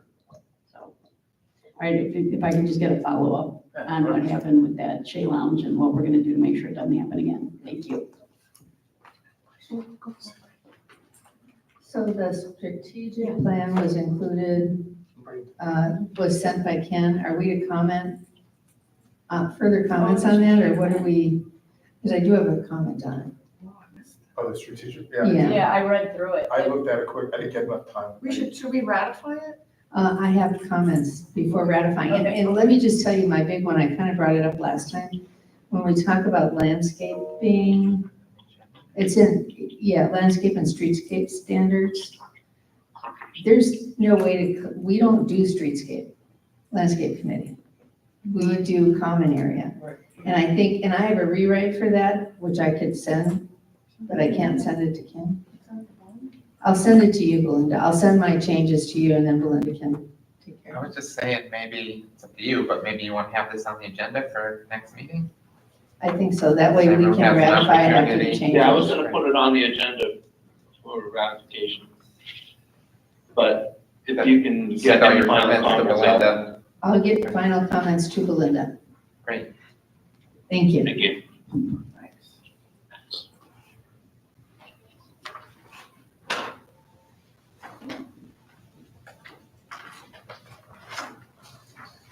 Any other supervisor requests or comments? Just one comment, I know we're all working hard and stuff like that, but if we can start try to get stuff a little bit earlier, for us to review, because there's so many things to look at with the agenda, and then all these other things.